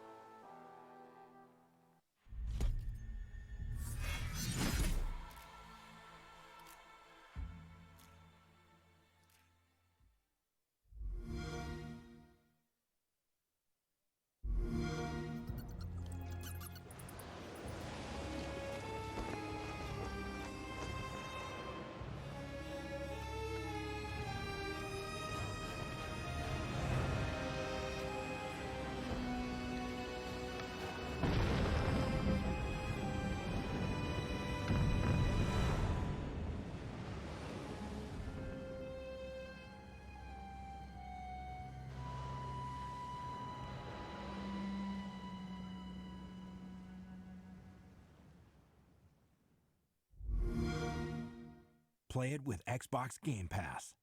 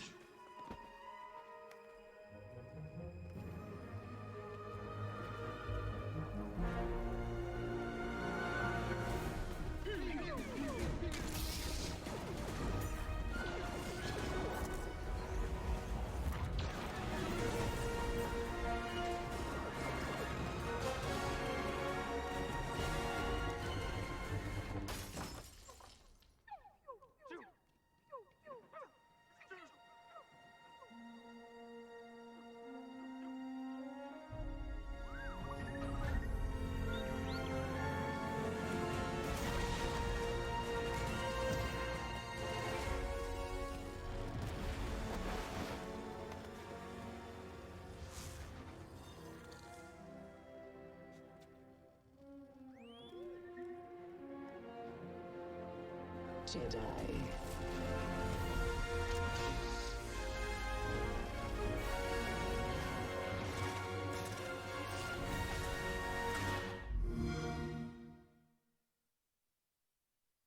Welcome back, everyone. Again, this is the Mexico City Major, and we are kicking it off with our final, well, I say kicking it off, but we're ending it, really. This is our last matchup of day number 1. It's going to be our number 1 team, the King of the Hills, Reciprocity, versus La Familia. It is going to be a great closer to Friday. With me, of course, I'm looking this way because it is Ribs, Ryan, the first Mexico City champs. Got to keep saying that. I never get tired of hearing that. I know, So if you want to keep saying it, I'm here for this. I've been trying to convince the production to like make a crown that just kind of goes graphically over the top of them because these are the, you know, they paved the way. It's premier gas. I love it. Need that gas. But our current champions, Reciprocity, are going to have their debut here in Mexico City. With this roster, first time we're seeing them play in Gears 5, going against La Familia. This is a rematch from San Diego. This was a semi-finals match in San Diego. We say it time and time again. This Swiss pool is giving us absolute bangers for matchups. And this is going to be a great one to close out day 1. This is what sent La Familia, they're formerly known as Mazer, yes, into the 3rd, 4th spot for San Diego Major. And then Reciprocity propelled forward to take the win. And they're going to be going head to head. I want it to be noted that both teams, same players since fall quarter. True. Yes, this is an exact matchup. Same coaches and everything. Right. What's going to be the difference though, Ryan? Yeah, I mean, Reciprocity has looked like the team to beat after the event as well. A lot of teams will win an event and then maybe kind of get an ego or take some time off. Reciprocity went right back to work. They've been looking stronger than ever. And in all honesty, La Familia hasn't been looking as strong as I'm used to seeing them. So to me, I look at this matchup, I almost think it's a little bit one-sided. Reciprocity, they've won the last few Emergence Days tournaments. They went 5-1 in the Pro League. I mean, they've been doing it all. And again, they're a tough team to beat, and they're the reason a lot of people have them as their favorites. Is that the best player in the world right there? And Powers is absolutely the best player in the world. Yeah, and would you like to explain, delve into that for us, for the viewers? Why is Vic the best? Yeah, Vic, a.k.a. Powers. Go ahead. You coach. He has like that innate ability, and players like Mental have it too. That innate ability to always make the play, always make the impossible happen. He has all the skill in the world. He's very good at using all the different weapons. Now we're putting a Bolt Hawk in his pocket too, making it that much harder. There's just nothing he can't do on the map. His movement's insane. He's incredibly accurate. Uses his Lancer well. Plays with his team well. Just the guy does everything. One thing you're forgetting possible. too. He has that absolute support from his parents. His mom comes to every single event. Awesome to see that. That goes a long way when you have support from your family. Absolutely. Yeah, for sure. I mean, you guys are mentioning that. That's why you love Mexico City, because the fans here, they come out and they show up and they're gassing up their local teams of Latin America, and they're loving it. And we saw that in Identives, hyping up the crowd there for a little bit. That was super fun. Everyone's loving it, and whenever they're making amazing plays, the crowd is going wild. So yes, to have somebody in your corner and rooting for you while you're live, that only helps with the momentum, the happiness, and the just overall mental game of it all. Because you got to stay positive. Because Ribs, you kind of touched on that a little bit with I believe it was. I was talking about Cardia earlier because getting a little frustrated. Yeah, but back when he was younger, he was visibly getting frustrated. And I was like, you can't let that happen. Body language goes a long way. It's not just about your gameplay; it's about how you carry yourself, right? And it's contagious too. Like your teammates feel it too, right? If you're putting that negative energy out there and you're slouching, you're getting mad, you're throwing your controller, whatever it is, your teammates feel that and they'll feed off it in a negative way. Yeah, absolutely. Well, if you get negative and you jump out of the Swiss or out of the bracket at all whatsoever, or you're just here to have fun, you can join in on the 2v2s presented by Astro Gaming. Those are going to be happening tomorrow. And to kind of give us a little conversation on that, we have a lovely interview with Ricari. He's on the floor right now with one of Rise Nation's content creators who says they're coming to win that 2v2. Take a look. All right, y'all, we're back here with more open bracket action. I got Domes here standing next to me, who, believe it or not, made his way through the Microsoft Stores in New York tournament to earn a spot here in Mexico City. I got to say, what's up, man? How's Mexico City treating you? Good so far. The tacos are amazing. The food is amazing. I'm going to be honest. Everything about Mexico, I love it. Love the people. A lot of pictures, which I love. And the culture is just amazing also, man. It absolutely is a great time. I got to say, I had my tacos too. But let's talk about that tournament in New York City. What is it like? You know, the people are here competing in this open bracket right now, 64 teams, but you earned that spot in a unique way. Talk me through that tournament. Talk me through, what was going through your mind, and talk me through what you're actually doing now. Because from what you told me earlier, that tournament might not mean that you're competing. Yeah, so basically I signed up for the 5v5 tournament just to pretty much get full funded in Mexico. I wanted free travel. I knew it was going to be easy, not to get cocky, but the Microsoft store that we're currently staying at, all the good players, mostly our pro players, live in New York. So I just grabbed 4 old pro players and, played at the Microsoft tournament. And no other store in the U.S. has 5 pro players that can actually go there. So my man Dome said he was so good that he just grabbed 4 old pros, he called them old heads, to come take over that tournament. But you're not even competing 5v5 yet. What are you doing? I came for the 2v2 tournament. I want to win that for Rise Nation, obviously. Bring back a little trophy for the 2v2. All right, so 2v2 a little different than open bracket. Take me through your mindset as you start to prepare for that tournament. I've just been practicing a lot of 2v2s myself. I've been streaming a lot, about 200 hours a month. So for the past, month or so, I've been playing a lot of 2v2s back-to-back, non-stop. That's my way of preparing, just myself at least. Just play a lot of 2v2s online, ranked matches. And yeah, that's it. All right, man, well, I got to wish you the best of luck. Thank you so much for talking to me, and have a great time. All right, y'all, back to you. You can see he's a content creator because he makes eye contact with the camera. The He whole knows what's time. up. I know Ribs called it out. He's like, don't talk to the guy that's interviewing you. But it was fantastic. I loved it. I thought he was talking right to me. Yeah. It's great stuff. He's coming for that 2v2. He wants to bring that home for Rise Nation. Yeah, shout out to Domes. I know he's playing with Firearm. These are 2 ex-pro players from Gears 4 days, so they definitely do have a claim to maybe make it to the end of the bracket, but they can't sleep on some of these players. No, I mean, and Domes has been putting in so much work on that content grind, too, truly putting on for Gears in a big way, and his Twitch channel is really, really growing, so I want to just echo that congratulations to him and tell him, like I said, keep on doing what you're doing, man. It's working, and you said your community's loving it, everyone's loving it, so it's just nice to have that in our game. Yeah, the Gears content. Always love that. So before we jump into this next matchup, let's give a little more conversation. Let's talk about La Familia, the former team of Mazer. And they are here. They place top 4 in San Diego, and they want a better performance this time around. Yeah, so I saw Exclusive, actually, he was on the same flight as my buddy Franchise and I asked him about La Familia. How do you come up with that team name? Because that's not an org, they're not on Mazer anymore. He said that's our text group, our chat. That's the name of our chat, La Familia. So they're just going to go with that, and they're just going to, like you said, the same roster. They're going to go and just going to play their best. I also talked to Lava, and I brought up the fact that a lot of teams are sleeping on them right now. Other pro teams, you know, playing them in scrimmages, saying they're not doing that well. You know, we don't expect them to get top 4 again. And Lava's just like, let them talk. You know, we're going to bring our A game and we're going to play as a LAN team. We don't care about online. We're going to play better on LAN. We're going to play better when it matters most. And they're a team who plays a lot through teamwork, right? They use very well team fire. Mortify has become a great slayer for them. And so Gears 5 is really built more around teamwork than it has been in the past. A lot of, you know, Gears 4, a lot about individual skill and kind of just straight up winning fights. Gears 5, a lot about teamwork. And they are a team that can really ankle you out. They can really just make you stressed out on the map. And so, like I said, a lot of teams are going to be sleeping on them. But once they start getting hit by 4 Lancers at once and then a big Mortify's up A, I think they'll probably stop. Mortify's up A. It's got to be Morty, right? He's their main slayer. He's the tip of the spear. He's truly elevated his game in Gears of War 5. In Gears of War 4, he got a lot of flack for kind of being an online warrior, whatever you want to call it. He's really elevated his game. He's become one of the most prolific slayers we have in Gears of War 5, and that showed in San Diego. Big reason they got top 4. Ooh, well, they've got to bring it, though, against our reigning champs in Reciprocity. They are ready right now. Let's go to Ricari on the main stage to say hello to our teams. All right, well, thank you so much, Lucy. We're ready to bring them out to the main stage right now. Now, I'm excited to see the pop-offs, and I'm going to see if I can egg it on, because this is not the first time these two teams have met. So with that, looking to get the win right here, let's first bring out Reciprocity.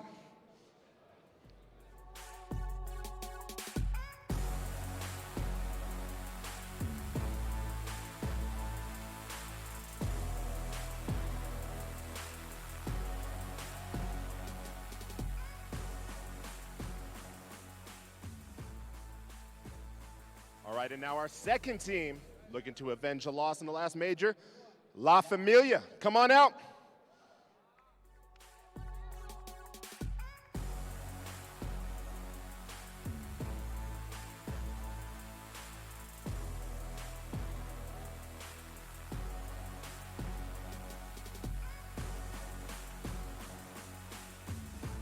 Squared away. Captains, if you could come join me downstage, please. Let's see who we're going to get. Starting on the Reciprocity side. Reigning champs, you've been here before. You've done this. I'm curious, what's going through your mind right now? Like, how do you prep for this matchup? Honestly, it's the first day, so we just got to, play with a lot of discipline and, do what we've been practicing. First day is always, full of, a little bit of first day jitters, so trying to get that out of the way and play right. And on this side, what's Friday like for y'all? Is it just that simple, or you guys got laser-like focus? Laser-like focus, but getting the jitters out the way is most important. If we play discipline like we want to, it should be a good match. Now, we talked this strategy, and both y'all mentioned playing discipline. I want to know what you see in their team that you feel like you can exploit to make sure y'all get the win. Honestly, they don't practice a lot, so we feel like their teamwork's probably not there as it should be, and I feel like our teamwork is better, so we'll try to, take more team fights. Same question to this side. What are you looking to exploit in Reciprocity? I feel like in exploiting when it comes to team fights, I feel like we have more shotty power than them, and if we play our numbers well, we can outslay them. Better shots versus more practice, more discipline. We'll see what happens. Fellas, go ahead and shake hands, take your spots on the stage. Best of luck to both of you. Lucy, we're going to kick it back to you now. Thanks, Ricari. Well, Reciprocity looks like they're ready to bring it. I love how they don't practice a lot. Yeah, that's crazy. Boom! Right there. But Mazer, I don't know, that didn't really sound too confident, in my opinion. He said he had better shotguns than Reciprocity. I'm not sure what world we're living in where that's true, but if that's their approach, they might be in for a rude awakening, because Reciprocity has some incredible shotgun players. That's not a team I'd want to go gun for gun with. Yeah, when you can't say that and then not bring it. We're got watching to. now, No choice so we now. better see those gunfights. But then Reciprocity even just said, well, they were going to go for those team fights on purpose. So the shotties are going to be definitely available to be used versus Reciprocity. Excuse me. The elevation here, it's making everything so dry. Yeah, we're high up right now. Yeah. We're high up. What is it, 7,000 I miles? know it's higher elevation than feet? Colorado, which is the highest Which in is already the high. States. Yeah. It's like Denver's 5,500, and I want to say it's 7,000. Yeah, we were doing rehearsals, and I'm talking, and I can't use as long of a sentence as I'm used to using, because I'm already out of breath, and we're walking around the mall and everything. We're either we're in horrible shape, or this is just way different. Well, anyhow, that's that. So that's another thing that these players are having to get accustomed to. Sure. The air, the elevation. Maybe hopefully somebody's not getting that. What is it? Elevation sickness can be a thing. Stay hydrated, guys. Yeah, hydration. Definitely been drinking a lot of water. But the maps and picks and bans. Let's go check those out right now and what they're going to be playing on, because this is going to be interesting. You know, this is both NA right here, and NA, they do kind of have a similar style on the maps they like to play on. And how is this working out? Bunker first, Training Grounds, and Vaskar. Interesting. Bunker, a map that both of these teams are pretty good on. You see Reciprocity going for that Icebound ban. They usually ban Exhibit against a team like NRG, but they'll oftentimes throw Icebound out there when they're playing someone else. Also, La Familia being a pretty good Icebound team makes that a very, very good pick. And as we The head fact towards that La Familia banned Exhibit for them, it kind of looks like Reciprocity had what they wanted here. Yeah, I mean, at the end of the day, like I said, it's tough with Reciprocity because they're good at so many